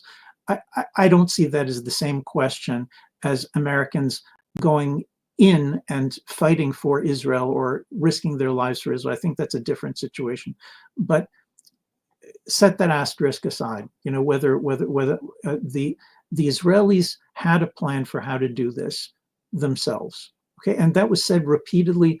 The Israeli foreign minister, who's also a longtime friend, Gideon Sa'ar, said it repeatedly. The Israeli National Security Advisor, Tzachi Hanegbi, said it repeatedly, that if Israel needs to go alone into Iran to attack these sites, we're going to do it. And we know what the Israeli plans were in broad strokes. We know about the tunneling capabilities by planting small bombs one after another. It's limited, but it's possible. We know about Israeli commando operations for taking out underground facilities. We know it's been done. We know it's possible. Was it better for America to take those 37 hours and do something that was much less risky, much safer, and by the way, demonstrated American military capabilities in a way that I'm sure that President Trump really, really appreciated and wanted the world to see? There's no contradiction between these two things. Israel was ready to do it alone, and the Trump administration was sitting for months looking at the alternatives. And the Trump administration decided that for 37 hours, it was better for Israel in a 2-year war to not do it alone. Maybe in 6 months they'll come up with a similar decision. But the idea that this is, the Jews are making this decision. I mean, come on, this is absurd. Nobody makes decisions for Donald Trump, and the people around him. They're such good people, and the claim that they're that they're being controlled by Netanyahu. I'm sorry, just give me a break. Well, I'll say this. I will say that ultimately, I do disagree that firing missiles at another country is something that doesn't involve you in a war. It doesn't represent your involvement in a military operation. I'm sorry. Let me just if that's the way you understood, then I didn't mean that at all. Okay. I was only drawing the distinction between American, British, and Arab and Turkish forces participating together with Israel in shooting down incoming missiles into Israel, where the idea is that Israel's pretty good at this, and Israel will also do the same for other countries. That's not at all the same as an incursion, an aggressive incursion into Iranian airspace. That's a combat move. That's an act of war. It's a completely different story. I'm saying I don't think that's the same as conquering Iran, but it's an aggressive move. It's an act of war for sure. Right. Yeah. And so, yeah, I agree that these are obviously different operations, but I do think it does represent America, making itself a critical part of Israel's defense. And whether or not Israel had plans theoretically they had the plans, but theoretically they would have gone in and handled this themselves. That's not what actually happened. And so we have one of these situations where it's like, well, we are told that this is going to happen, under the auspices of one sovereign government. And in fact, actually, that won't be the case. And if Israel really is interested in maintaining its, sovereignty through its ability to defend itself, it can't be like, well, but it was convenient to have the United States come in and clean this one up, so we did that. I don't think anybody said that. Okay. I don't think that there was a single Israeli figure that said the thing that's being attributed.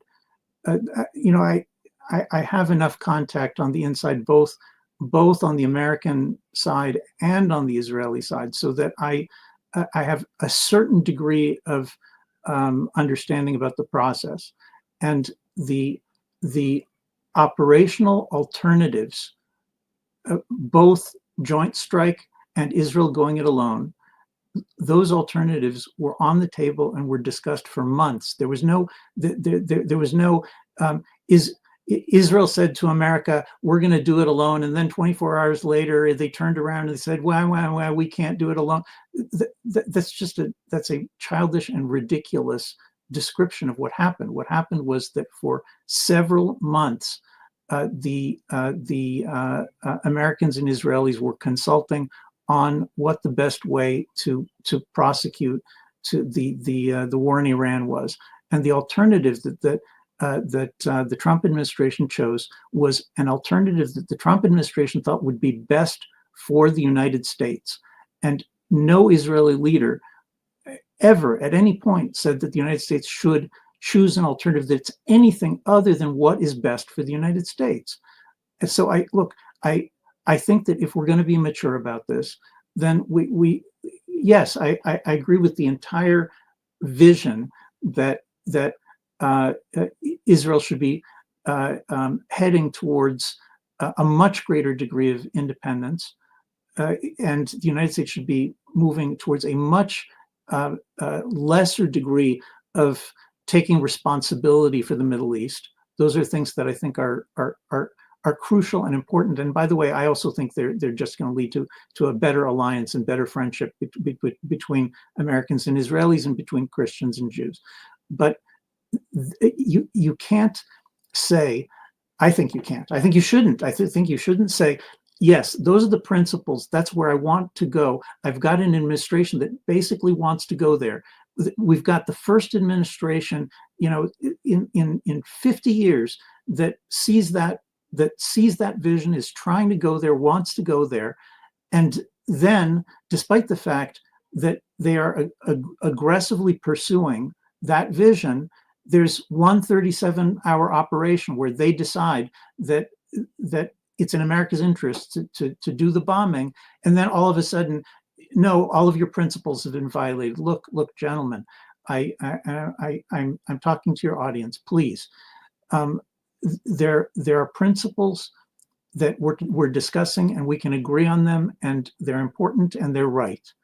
But I think that it's unfair to any politician, to any administration, American, Israeli, anyone, to take these principles and insist that they apply dogmatically every single moment on every single decision. That's just not a reasonable way to look at politics. It'll cause you to do stupid things. So let's agree about where we're going. Let's agree about what we want to do, which we've discussed, and I think we do agree on.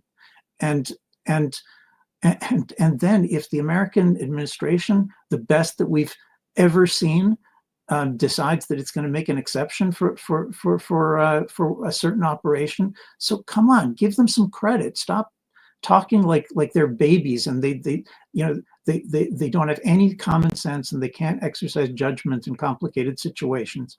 It's not fair. I agree ultimately that statesmanship has to prevail over abstract principle, and in a real political situation, you're going to run into these. We can perhaps disagree at if this is the exact intersection of that, but I agree that ultimately this is true, that a complete devotion to abstract principle is going to put you in a terrible position ultimately when it comes to practical matters of politics. However, I think perhaps maybe a focus on domestic issues for a second might highlight this problem a little clearer. Sure. The Trump administration has been pushing putting a lot of pain on American universities. And let me tell you this, I'm glad to see it. I love to watch universities cry. They've been bastions of horrible anti-American policies for a long time. We should have defunded most of these places many years ago and used the power of the office ultimately when Republicans win to reduce the power that these institutions have inside of American life. So I have no love for university systems. If we could seize the endowments and auction off the buildings tomorrow, I'd be more or less okay with that. So all of that said, when we started to see the Trump administration apply a decent amount of pressure to these universities to reduce anti-Semitic action or speech. Yeah. Ultimately, there's this feeling, I think, for a lot of people, myself particularly, who have noticed that these universities have spent decades preaching anti-Christian, anti-white hatred on a regular basis. They teach entire courses on how Western civilization is terrible, how white people are the devil, how ultimately you're genetically evil for being white. Like these are very common talking points on American universities, and no action was taken. Nobody cared. No Republicans cared. The Trump administration didn't care when it was in the first time. Right now, I think ultimately the winds have shifted on that, which I'm very glad to see. I'm glad to see that America's dominant religion and race are ultimately not now, allowed to be openly hated on a regular basis in America. These are great things. However, coming packaged with that has been, and seeing primarily the push against this, has not been the anti-white hatred, but has been the anti-Semitism in these universities. And to be clear, again, because I really hate these people, I wasn't so sad about watching the United States start deporting a bunch of students from, I don't know, the UAE or something that like hate my guts and are hoping that I die and hate my religion, hate my people. Like, that's fine, deport them. That's great, whatever excuse you need, right? However, a lot of people were concerned, even if they agreed ultimately that these people were like poisonous to our body politic and should be expelled, that this principle of like pushing a level of speech restriction and these kind of things based around Israel would ultimately lead towards more nefarious controls inside the United States. And we just saw the Trump administration kind of try to sneak in to FEMA funding that you have to like have a specific view towards Israel to receive that funding. And as someone who has like gone a month and a half without power and, had to drive through waist-high water to get to their house after a hurricane and, have watched their community become entirely devastated by natural disasters and required FEMA funding and these things to pull these things together. I get kind of worried when I see this. I'm told, okay, well, the Trump administration is not foolish. Of course, they're not going to act on behalf of foreign power, these kind of things. However, I got to say, when I watch that, the switch is no longer, okay, let's use this pressure against foreign students with an ideology that hates me from a religion in place that's, detrimental to my nation. I've lost that argument, which was already a little tenuous because we didn't do anything about the anti-white stuff, but now it's an emergency. And now we've moved that to like, but now I need to start punishing municipalities by removing their disaster funding, depending on their opinion of a foreign government. And that's when it starts to get concerning for me and starts me asking questions. Is there a level of undue influence inside my government? Okay. We should definitely talk about the level of undue influence issue, but I think just so that your audience knows at a more basic level where I stand, I agree that I don't know how people could disagree, but I agree, and I certainly don't mind saying so, that anti-white propaganda is an integral part has been an integral part of liberal academia, bringing in and cultivating neo-Marxist revolutionary academia since the late 1960s. Christopher Rufo's chapters on how this got started in the late 60s in California were eye-opening, and they definitely reflected what happened at Princeton in the early 1970s and what I saw when I was on the campus there. The permitting anti-white hatred dressed up as whatever, as ethnic studies programs or gender studies programs or third world centers or exchange programs. I mean, this is a horrible, disastrous policy that American universities undertook, and it's despicable, and I can't stand it. And if the Trump administration were choosing to prosecute this campaign to try to force the universities to either ease up on the horrific revolutionary ideologies that they're teaching, or to get off, get off the government dole, to stop receiving government funds, or maybe both. I think that everything else, that I think all the people criticizing it have no alternative. They simply have no alternative. There is, if somebody's got a policy alternative that could actually make progress on destroying the monopoly at this point, the chokehold on American academia by anti-white and anti-Jewish revolutionary movements.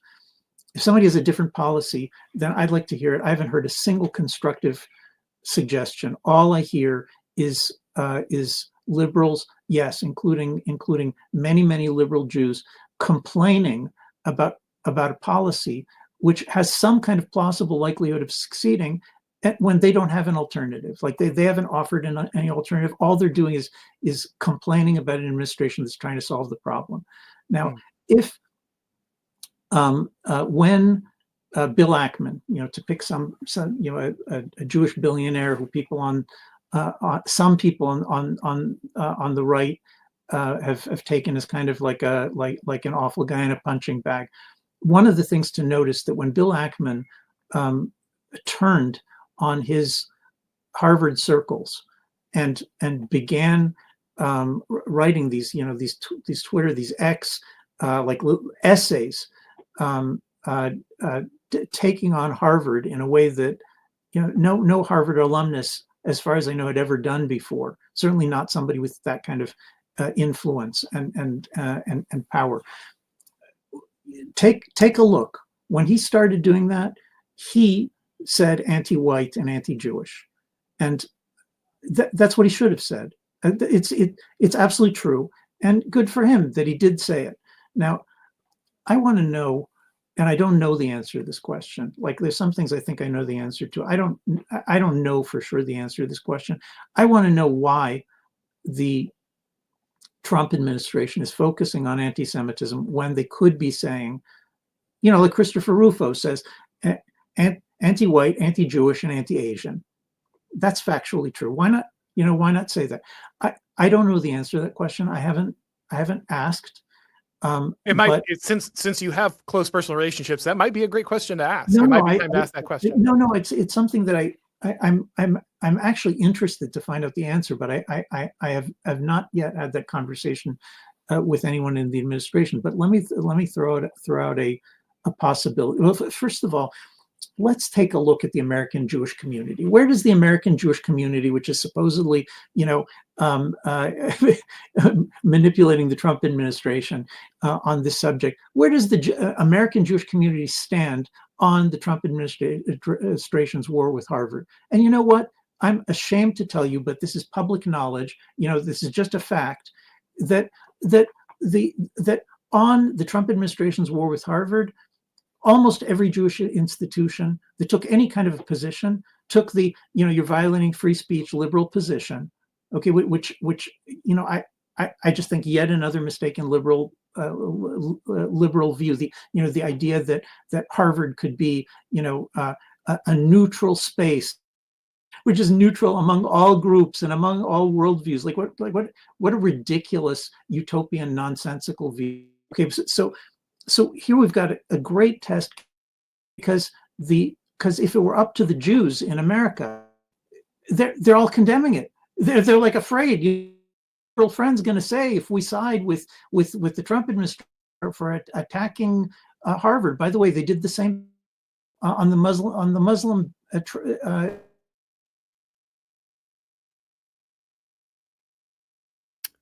breaking up a little bit there. Unfortunately, you seem to have frozen.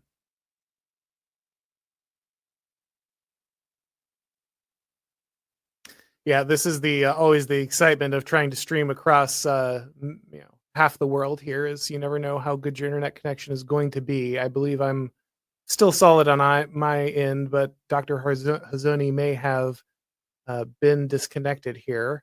So I'm going to fill time for a few minutes and hope that his signal returns and his connection returns, and we're able to continue conversation. Obviously, we got to the juiciest part of this conversation, so would hope that it does not end here.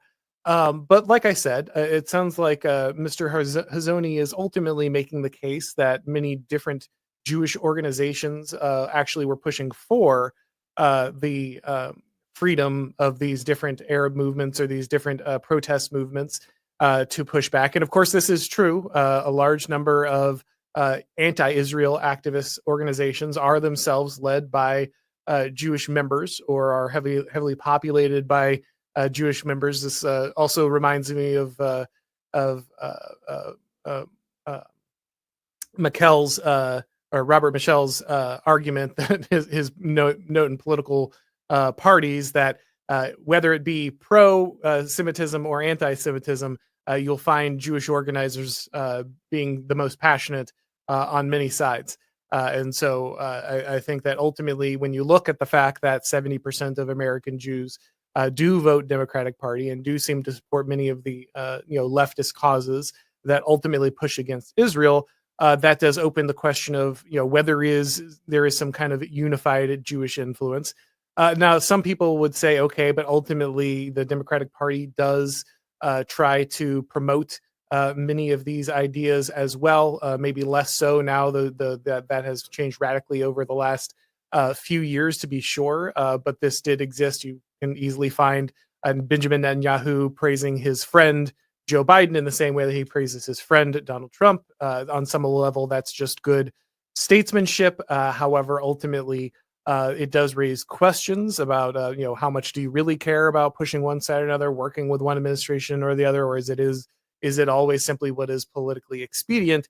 Also, people might offer the explanation that ultimately that might simply mean that the state of Israel itself has more influence than particular Americans. Again, something that I would certainly like to ask Mr. Hazony, and hopefully he is able to return so we can explore that if that is the case.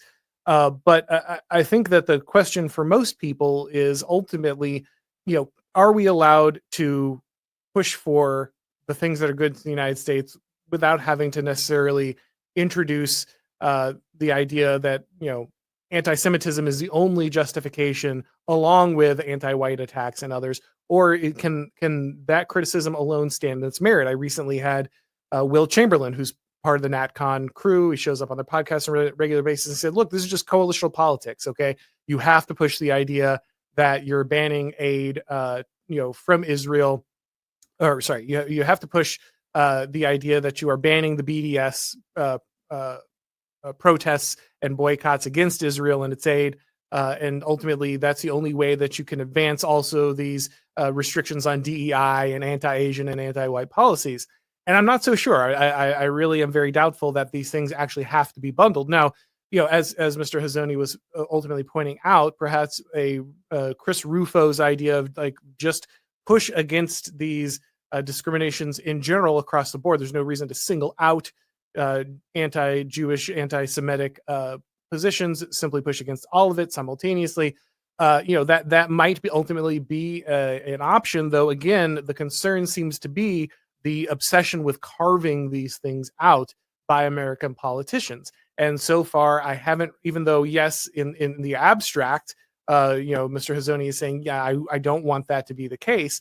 What we're not seeing is actually a push to figure out why. And as he said, he hasn't discussed this, even though he's friends with the Trump administration and he knows these people well. He hasn't asked that question. I think that itself raises questions. Why not? If you know these people really well and you're familiar with all of their positions, then why aren't you asking, I think, what would be a really basic question of, hey, this makes us look bad. Ultimately, this is hurting the perception of Jews in America and Israel abroad. And it would be great if you guys would stop pushing this, would stop targeting this, would stop singling this out. I think that is a very important conversation to have, which is why I invited Trump administration officials to come on and explain what is going on. Why did you feel like this was a policy that you could ultimately advance? Why did you think that was okay? On why does the Trump administration focus on anti-Semitism when it's so obviously a crucial crusade for whites and for Asians and for lots of people? Right. Yeah, sorry guys, we're back. We had the internet down, but we've got everybody back. We're just going to pick up where we left off. So yeah, you were just discussing the wisdom perhaps of taking a more Rufo-centered approach, where it was, let's just push back against this general structure of DEI and the groups that it targets, including whites and Jews and Asians, rather than pushing for a very specific and special protection, for Jewish Americans, because I think a lot of people just got done hearing how important it was for us not to have identity politics, and yet they feel like now we're seeing a very specific aggressive push that, again, has not really been explained or answered as to why this group has been singled out, when we see a wider problem that existed for many decades and was left unaddressed until all of a sudden there was a panic over this group being targeted. I completely agree with the question, and I have a suspicion that that in principle we'd agree with, a better way to frame it. But let's go back for a second to the question of Jewish influence and what's happening. Okay, because I mean, there's a problem with that interpretation. The problem is that as everybody knows, American Jews are very liberal. 35% of U.S. Jews voted for Trump, which is good. I mean, it's not good, but it's good.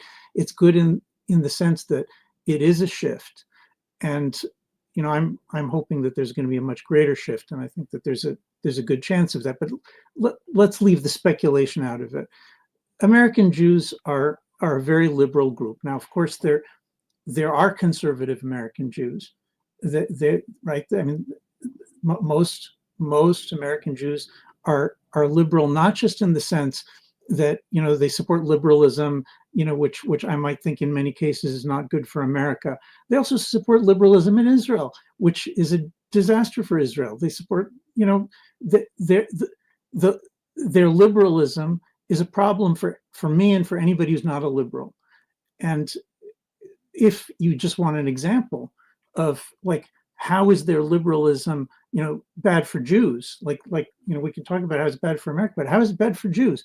The Trump administration has a policy that's explicitly aimed at trying to deal with anti-Semitism at Harvard and at other campuses, and the American Jews should be cheering, but they're not. Most of the spectrum of Jewish organizations are condemning the Trump administration, the wrong tactics, violating free speech, violating academic freedom, just like all the liberals. They're just with the liberals. And where are the conservative Jews? Quiet. Okay, quiet. I'm talking to you about something that really troubles me, and also not just in theory it troubles me, but this is a conversation that I'm having with Jewish organizations now all the time. Is what on earth is wrong with you? How can you possibly be allowing a situation where the Trump administration is trying to do something that, from their perspective, they think is really actually really good for Jews? And by the way, my assessment is the same. I agree with them, and you're sitting around condemning them. And the same thing happened with the Muslim ban. With the travel ban, every time that Trump wanted to talk about in some way restricting or limiting immigration from Muslim countries. Now, come on, what's the number one?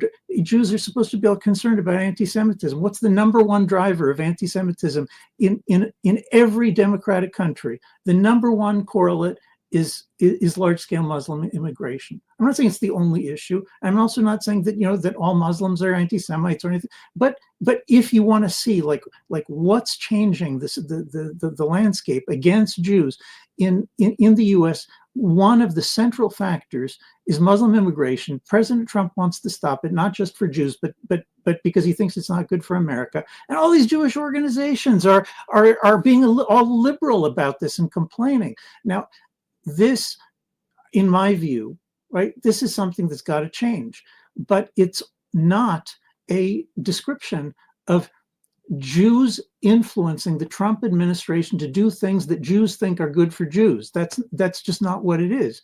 What it is liberal Jews siding with liberal Protestants and liberal Catholics and liberal secular anti-religious people on the wrong side of issue after issue. And when is it going to stop?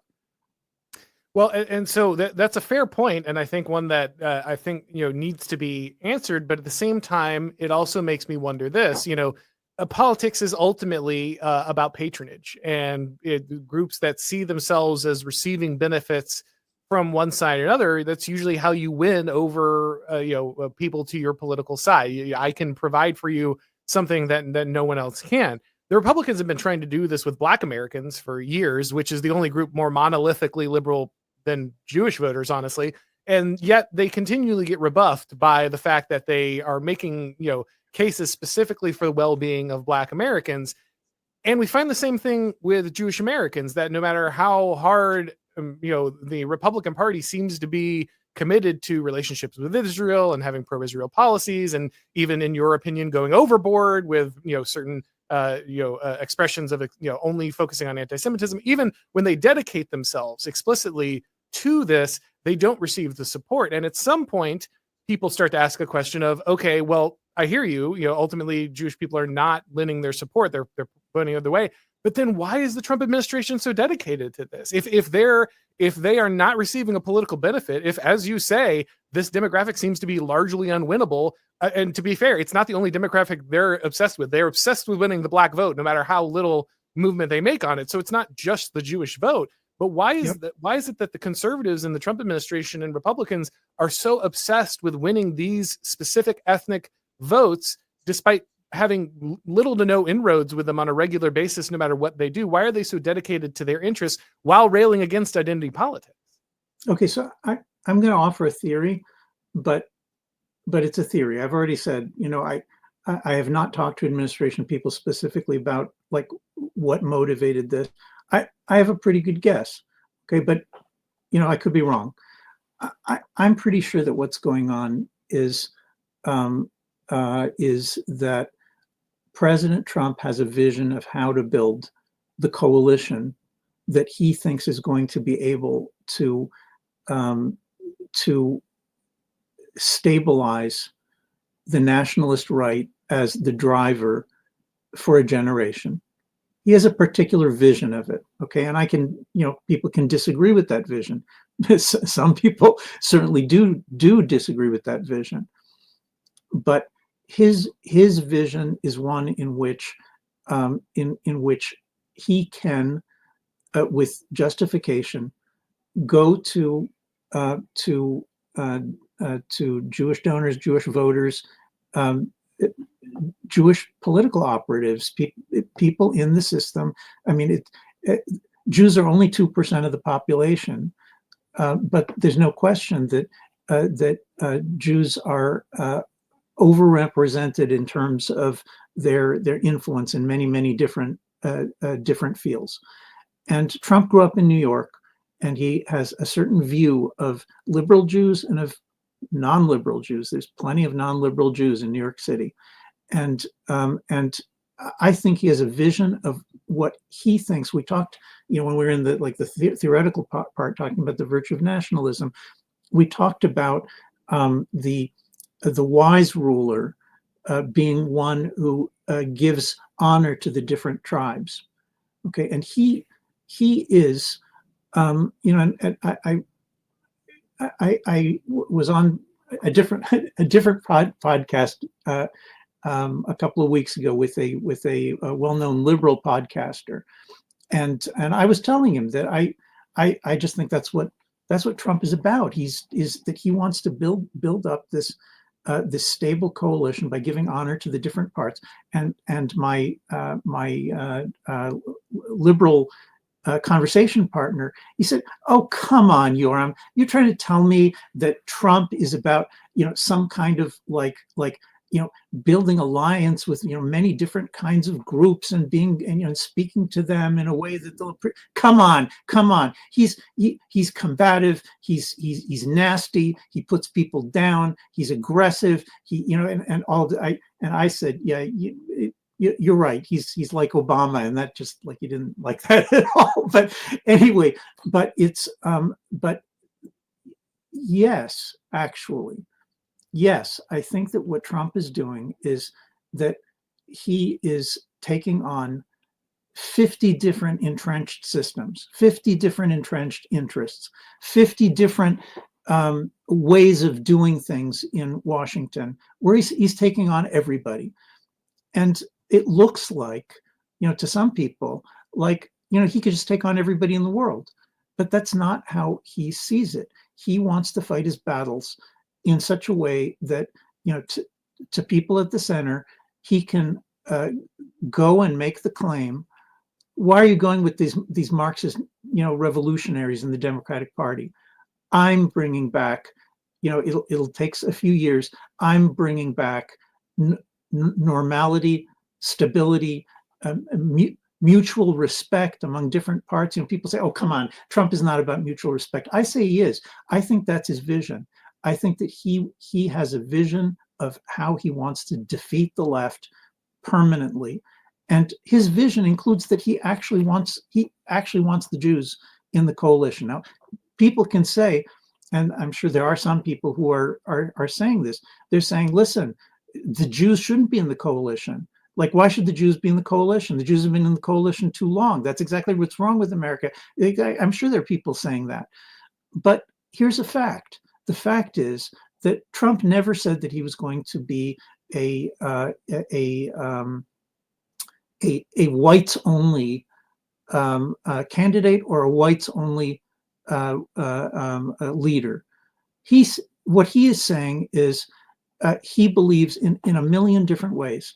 He is saying that he definitely believes that America has an inherited dominant culture, and that culture, he remembers it. He's old enough, he remembers what it was, and he wants to return large pieces of that inherited dominant culture. That means strengthening the place of Christianity, and it means strengthening the place of the traditional constitution and the English language and so on. He wants all of that, but he wants the Jews in.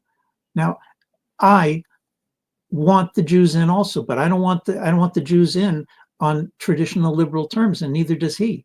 I want a renegotiation of the terms that are going to make sense, that are going to be good for the American nation. I mean, that, for example, separation of church and state is a catastrophe. I know that most of the Jews support it. I don't think they created it. I think it was created by liberal Protestants. But the liberal Jews went in all in, and I don't like that. I think that should end. I think we need to change it. Same with disagreeing with Trump on Harvard and disagreeing with Trump on Muslim immigration, and to disagree and all these things. These things need to change, and that's what I'm telling the Jewish community. And I think we're going to find people who are going to stand up in the end and are going to say, we're with Trump on this. But I could be wrong. I think that's what he's doing. I think that he looks at the war with Harvard and he says to himself, if I call this anti-Semitism, that's going to look good to the centrist voters, Jews among them who are leaving the Democratic Party. But I don't think it's just about Jews at all. I think that he believes that the centrist non-Jews want to hear about how he's fighting anti-Semitism, and they don't want to hear about how he's fighting anti-white racism at the universities. Now, I think intellectually, ideologically, that's wrong. Maybe morally it's wrong, but but that's a decision he's making. It's not because Jews are going to him and saying, listen, fight for Jews, don't fight for whites. You know what? Like, the American Jewish community would die rather than say anything like that. Like, that's just not who they are. They're like about universal equality for absolutely everybody. I mean, that's their shtick. So Trump is trying to teach them a new way to be pro-Jewish. Not just the Jews. He's trying to teach a new way to be pro-Jewish, also to the non-Jews. And I honestly don't know if the liberal Jews can buy it, but I'm going to work to get the conservative Jews to stop being afraid of the liberal Jews, and stop being afraid of liberalism, and stop being afraid of nationalism, stop being afraid of how it looks, and stand up and support Trump when he's trying to do constructive things that help the Jews and help America. That's the direction. That's what I think where we need to go.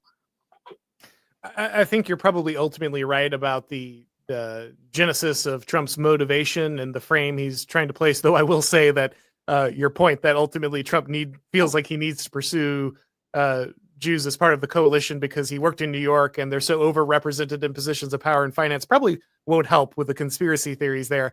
There are larger questions there that could take us another hour. And perhaps we should book that hour later. Okay. But dude, you know, I don't want to test your internet connection again or your time. But I do want to ask you this final question before we wrap this up. Something that I think a lot of people have asked questions about, and I think ultimately is probably something worth Americans, considering as we're worried about whether or not America is itself primarily focused on its interests. Because, of course, again, it's not just Israel. China desperately wants to be, heavily influential in American politics. The Armenians want to be involved. There are many communities that ultimately want to have a level of influence inside the United States for very obvious reasons. When you're the world's hegemon, everyone's going to want to have a say. That it's actually part of your survival mechanism. I would like to hear a little less from India, to be honest. But ultimately, I think a lot of people are worried about lobbies in the United States, and I don't want to, I'm sure you'll have your own problems with AIPAC, and that it ultimately perhaps is not, forwarding Jewish interests at the end of the day or Israeli interests in the day. But would it just be better for the United States ultimately if we didn't have CARE or AIPAC? Would that just be better for the health of the United States if, whether it's for Russia or Armenia or Israel or some kind of pan-Arab alliance, that ultimately we were not allowing these larger organizations that technically act as American citizens, but clearly have some ethnic or relationship or some component in which it's working with other foreign governments? Would it just be better if ultimately these things were not allowed in the United States, or at least had to register as such in the United States? Well, look, the registering thing, that's like a legal issue that I don't actually know how to address it. I mean, just as a common sense matter, FARA makes sense to me. FARA, if you're lobbying on behalf of foreign government, then you are supposed to register under American law. I'm sorry that I'm completely not versed on how AIPAC legally defends itself, or if it makes sense. I'm completely in favor of people who are lobbying for foreign governments registering, which that just makes complete sense to me. Yes, you're guessing correctly that my historical relationship with AIPAC has not been gone swimmingly. I mean, I'm not one of the people who's invited to come and speak at AIPAC conferences, and my sort of defining event in my relationship with AIPAC was when I first set up a conservative nationalist kind of think tank in Jerusalem in 1994. Within the first year, one of the things that I wrote like a position paper on was on foreign aid, and suggested that it was problematic. This is like, we're talking about like 1995. This is like a lifetime away. So the story I'm telling is not about people who are at AIPAC now, but this thing came out, and I was in Washington, and speaking at one of the think tanks, and somebody said, the AIPAC guys asked me to ask you to come in. I was young and stupid, so I didn't know that come in. It's like on like Jason Bourne kind of like, we want you to come. You really better come in. And so I didn't know that. So like I said, okay, fine. AIPAC wants to talk to me, and I I went in, and there was this room with like the top APAC guys of those days sitting around a table, and they started cursing at me, like, what you don't know what you're doing, you're complete.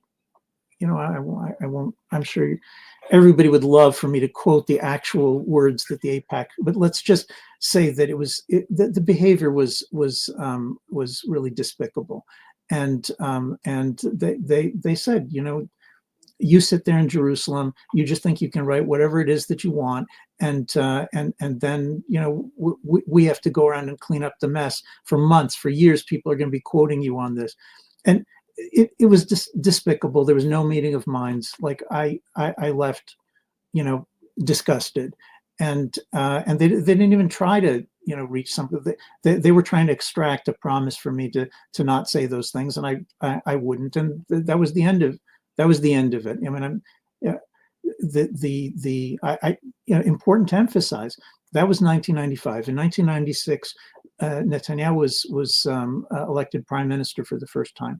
And one of the first thing, almost the first thing that happened when he was prime minister in 96, was that he went to Washington and spoke before the Houses of Congress, and I helped him write that speech, and we put in the speech that the American-Israeli relationship needs to be adjusted, and that the aid is not good, and it needs to be ended. That was Netanyahu, and these days it's not like I'm in I'm not in contact with Netanyahu all the time, but so I can't tell you exactly what he thinks these days, but I can tell you exactly what he thought in those days. In 1996, we sat there together with a few other guys, and we wrote this speech, and he thought it was completely normal to go to America and say that the aid's not good for America, it's not good for Israel, and we should work towards ending it. So yeah, I'm not completely on AIPAC's side. I don't want to take a stand on their legal situation because I don't know the details of it and I don't understand it. But in principle, of course, foreign agents registering and being known as foreign agents for any country makes sense as a principle. Now, you were correct. You immediately went to care, and I think that's, you're right that maybe we'll have to have a whole conversation, other conversation talking about Islam, but let's just at least get it started. That I know that people on that there are people on the right, especially now, who are concerned with the undue Jewish influence. So let me just share.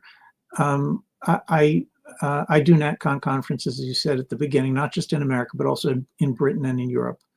I have many friends in the European nationalist movements, and I know many of them very well.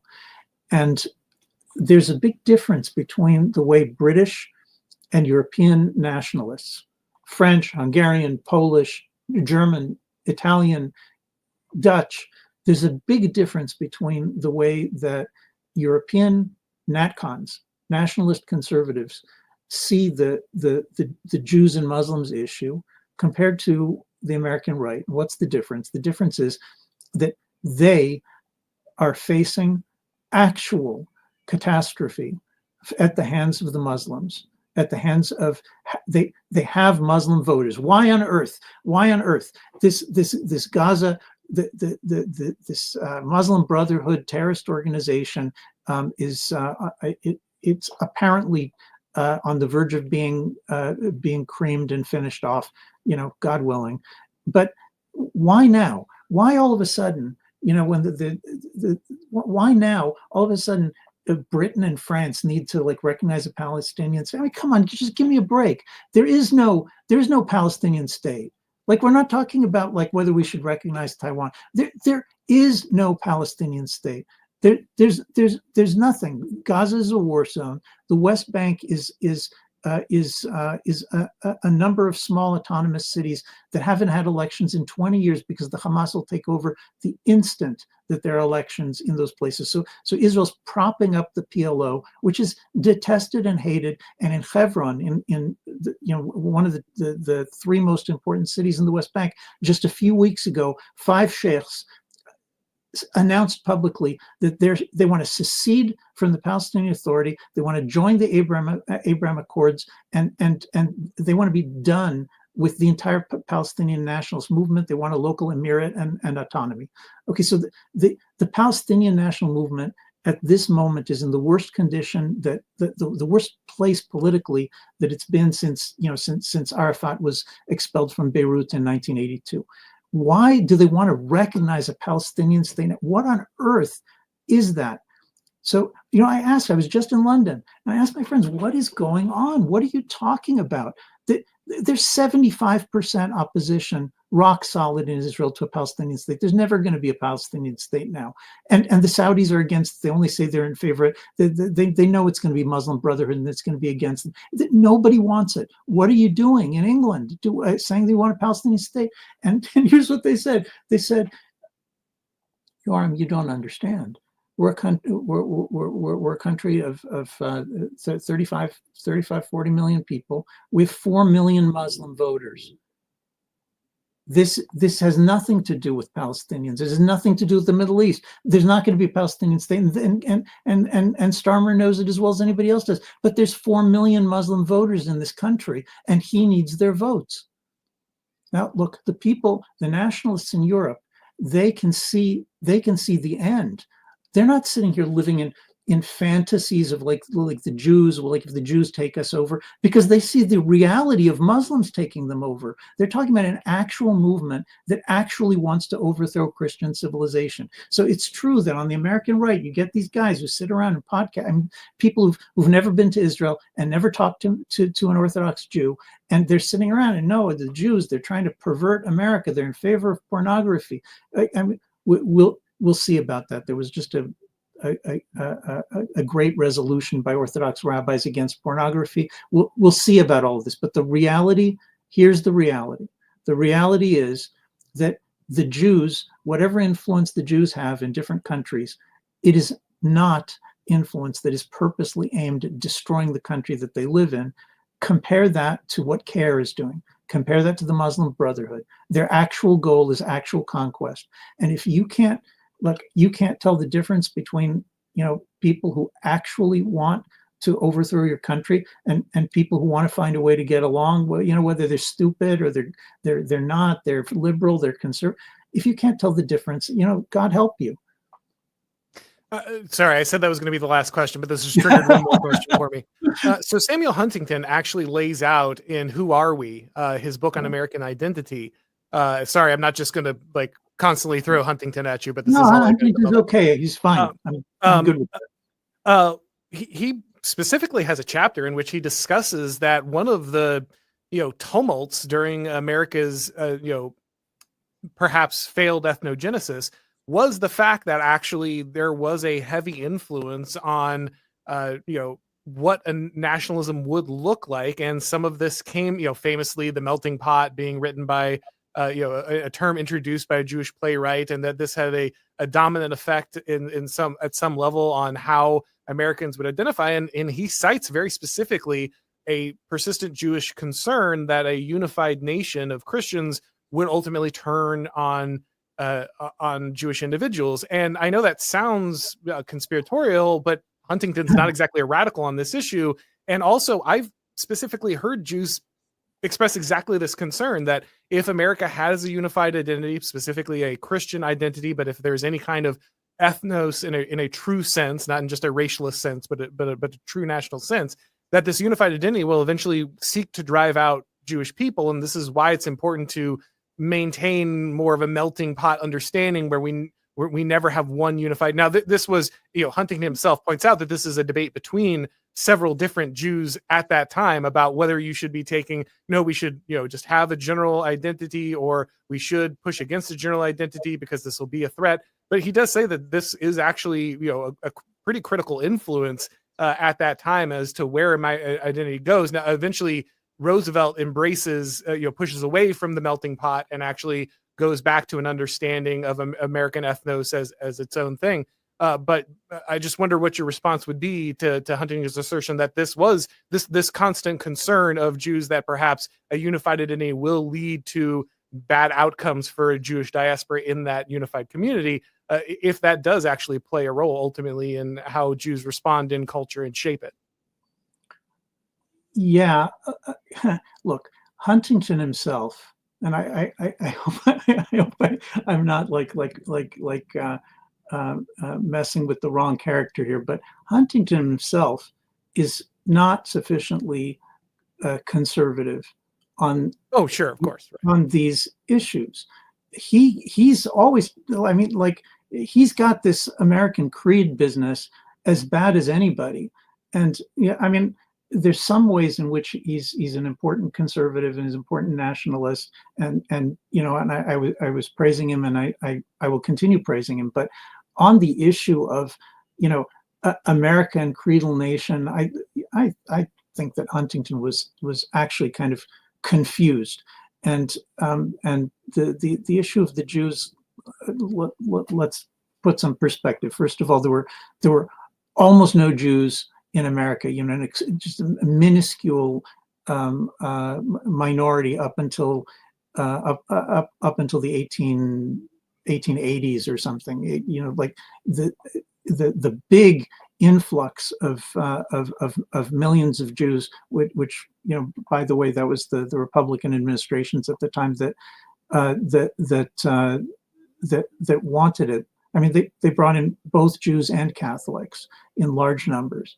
And the whole discussion of the melting pot is, it's once again, that's not Orthodox Jews. That's not traditional Jews. That's not Jews who are faithful to the Torah, and they want to see Jews as being like a autonomous, loyal, but as an independent as possible kind of community. That's not who is writing Melting Pot. Melting Pot is the leftist Jews, and it's their vision, which again, I mean, I'm sorry that I keep emphasizing this, but I don't think their vision is distinct from the liberal Protestant vision or the liberal Catholic vision. I think that there's all of these liberals with liberal ideas, and the Jews definitely participated and they definitely contributed to it. And I won't deny that, but I just don't think it's particularly Jewish. If you look at it from the perspective of an Orthodox Jew, okay, meaning a Jew who is loyal to the Torah, who lives by it, whose concern is that America be a safe place, a good place, that whatever country they're in, that it be a safe place and a good place for people to raise Torah Jews and propagate God and Scripture the way the Jews do it, for future generations. I know many such people, and none of those people are interested in the melting pot. They're all against intermarriage. Like, it's not just that they don't want Jews to marry Christians. If you ask, like, they don't think Christians should want to marry Jews. They just think that there should be like different tribes, and we should try to get along and work together for common goals, which include God and Scripture and the greatness of the United States. Okay, I'm going to share something that, maybe it's a little bit premature, but it's very relevant. I was at a meeting very recently with some very, very important Orthodox rabbis in America, and I'm speaking not about what liberal Jews were saying in 1900 or 1920. I'm talking about what Orthodox Jews, who are the faithful Jews and the ones who actually, I think, are potentially serious partners for the American right. What are Orthodox Jewish leaders saying right now? And I'm not talking about the names of the public figures that you find. I'm talking about the actual, like the people who are really deep into the yeshiva community and the Orthodox community. And I'm just telling you that the idea of melting pot liberalism being the goal of Jews in America, or being good for America. That's just not what they're saying. Like what's on their minds is the left has already been given over completely to Jew hatred. They're revolutionary lunatics, and the question is can we come to an honorable understanding with the nationalist right that's going to be good for America and good for Jews? That's what they're trying to figure out, and nobody's interested in destroying America, or it's just ridiculous. You're right. Okay, and let me. There is a thing. I don't want to say that this isn't true. It is true that liberal American Jews definitely have historically all sorts of hesitations about Christianity, which sometimes are much worse than hesitations. Okay, but again, like, we're talking about liberals. We're talking about people, both the Jews and the Protestants and the Catholics, like all these liberals who thought that it was not totally insane to ban God and Bible from American schools in the 1960s. Like, think, like, what kind of a person do you need to think that, like, that's good for America? So I'm telling you, an authentic Jew would never say that's good for America. An authentic Jew would never say that's good for Jews. An authentic Jew would say that's insane. And so liberalism is the problem. There are plenty of liberal Jews, but give me a break. Like, let me introduce you to Orthodox Jews, and you can talk to them, and you can see. You don't have to take my word for it. No, I have no doubt that this is the feeling of many communities, and of course, one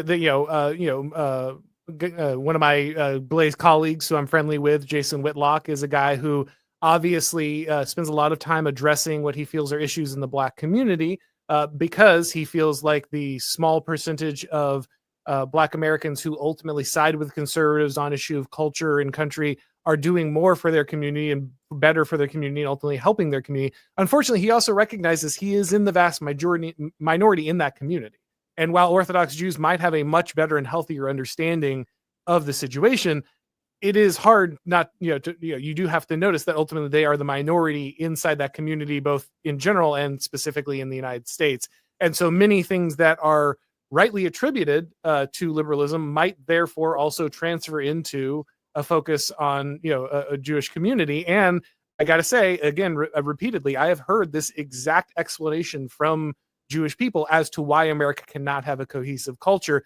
Again, they are all liberal Jews. You're absolutely right about that, but they are no less influential, and they do make up the majority of Jewish voters inside the United States. And so, again, I agree with you 100% that ultimately, given the fact that Orthodox Jews are probably going to only grow in their population and therefore their influence among the Jewish community simply because they're the ones having children and perpetuating their identity, in the here and now, it is undeniable that liberal Jewish influence is, I think, ultimately negative, because it is embracing many of the ideas you're pointing out are poisonous for both America and Jewish people. And so I think that's what people tend to focus on. An unfair thing, perhaps, to lump everyone in, just as it would be completely unfair to lump Jason Whitlock in with some random rapper who's preaching degeneracy and drug use inside his community. But it remains a community issue nonetheless. Yep.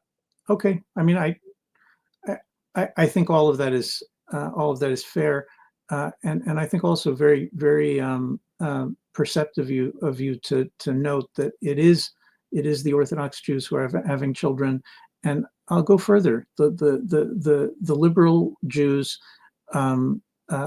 adopted the idea of the melting pot, and therefore won't exist. Right. They have turned their religion into liberalism, and their children marry out, even when their children don't marry out. Their children don't have children. I mean, they are leading the way, like many other liberal communities, like leading the way in assuring that they're going to disappear in America. I'm not saying that, out of taking any pleasure in communities that are destroying themselves. But if there's a future for Jews in America, it is an Orthodox future, and it fits in much better with the worldview the American right, the the theory that we need to not have a strong center. So I'm just telling you, the theory that we're not going to have a strong center means that there's not going to be an America. So there's absolutely no point in traditional Jews who know what it means to hold a community together, and they know what it means, like why you need to have a strong center and why you need to have a mainstream, even if there's all sorts of peripheral groups, but they know why there needs to be a strong center in order to be able to hold anything together. This is a common language that you can have with Orthodox Jews and with pro-Orthodox Jews, and God willing, we'll get to see a lot more of these conversations going forward. And I think that that will make it possible for the debates at least to be more grounded in facts and reality, rather than just sort of like accusations that are kind of, let me say one last thing. Where are these accusations coming from? It drives me completely nuts that people on the right are openly saying that they're getting their information about Jews, Judaism, and Israel from Haaretz. Okay, Haaretz is like, it's the most leftist Israeli publication. It's to the left of the New York Times, if you can believe that. It just is. It's like it's like the furthest left liberal Jews combined with like the communist Jews. It's a commie paper. It is systematically about uprooting and destroying everything that is inherited and good and traditional and God-fearing in the Jewish tradition and in the state of Israel. That's Haaretz. Now, I don't complain that that people have views that are different from mine. We're going to have NatCon in a few weeks, and there are going to be people there who are very Israel skeptical, and there are going to be people there who are very Israel positive, all within the nationalist camp. We're not doing neocons, but there's going to be a strong debate, and I'm happy to have the different views represented, and I think it's positive and good. But I have one real complaint, something that I really I object to, and I resent as a Jew, but also as a leading figure in nationalist conservatism. The idea that anybody in any country, that a nationalist from any country should pick up a commie paper from some other country or for some other community and get their information from that, right? I mean, that is like, it's one of two things. Either it's unbelievably foolish, like it's just like injecting poison into your own brain, which is going to have terrible consequences for your own sanity and your own thinking, or it's malicious. And I'm not going to say which. I don't have any idea. I'm not even going to try to figure it out. I'm just saying that I would never, ever pick up the Guardian and use it as an information source in order to find out what's going on in Britain and what I should think about the British, their history, their religion, their current legal situation, who's good, who's bad. I would never in my life do that, because I'm actually because I'm like a sane, common sense nationalist, and I know that these leftist newspapers, that they poison everything everywhere. And so the idea that yes, we'll get our there is an international liberalism, and it runs most of the media, and it's wrong about just about everything. But when it comes to Israel, we're going to pick up the most internationalist, the most anti-traditionalist, the most anti-nationalist newspaper in the country, and that's going to be our source for information about Jews. Whoa, look, I'm not asking. I'm not saying don't read it for my sake. Don't read it for your sake. What's wrong with you? It's Haaretz that ran the program on the original sin of the founding of the state of Israel before it became the original sin of the United States. Before the New York Times picked it up, years and years before that, the original sin was pioneered by Haaretz, the evil founding of the state of Israel. And you guys are taking that undiluted as though it's true, and running with it. Well, I would say that, it's as much as we recognize correctly, ultimately, that the mainstream media lies in general and is deceptive and manipulating narratives.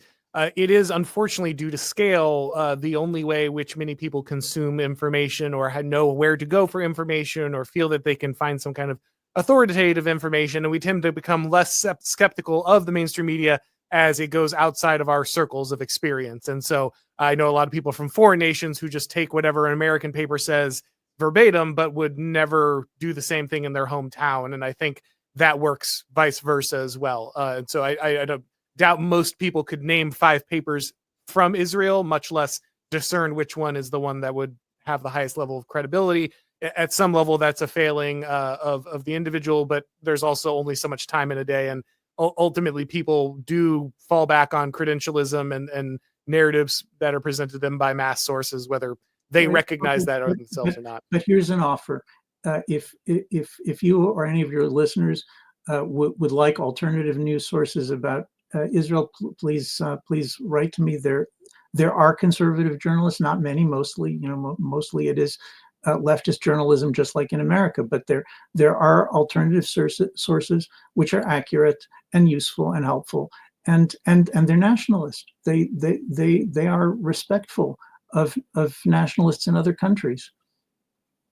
All right, guys. Well, we're going to go ahead and wrap this one up here. It's been a long one, but a good one. I want to thank you very much for coming on. The book is The Virtue of Nationalism. It's out in its paperback edition now. And you said you have NatCon coming up in a few weeks. So if people...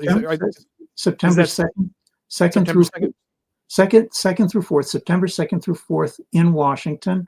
And you can go to natcon.org to take a look at we're going to have over 100 speakers. And many crucial issues are going to be discussed there. I'd be happy to see you all.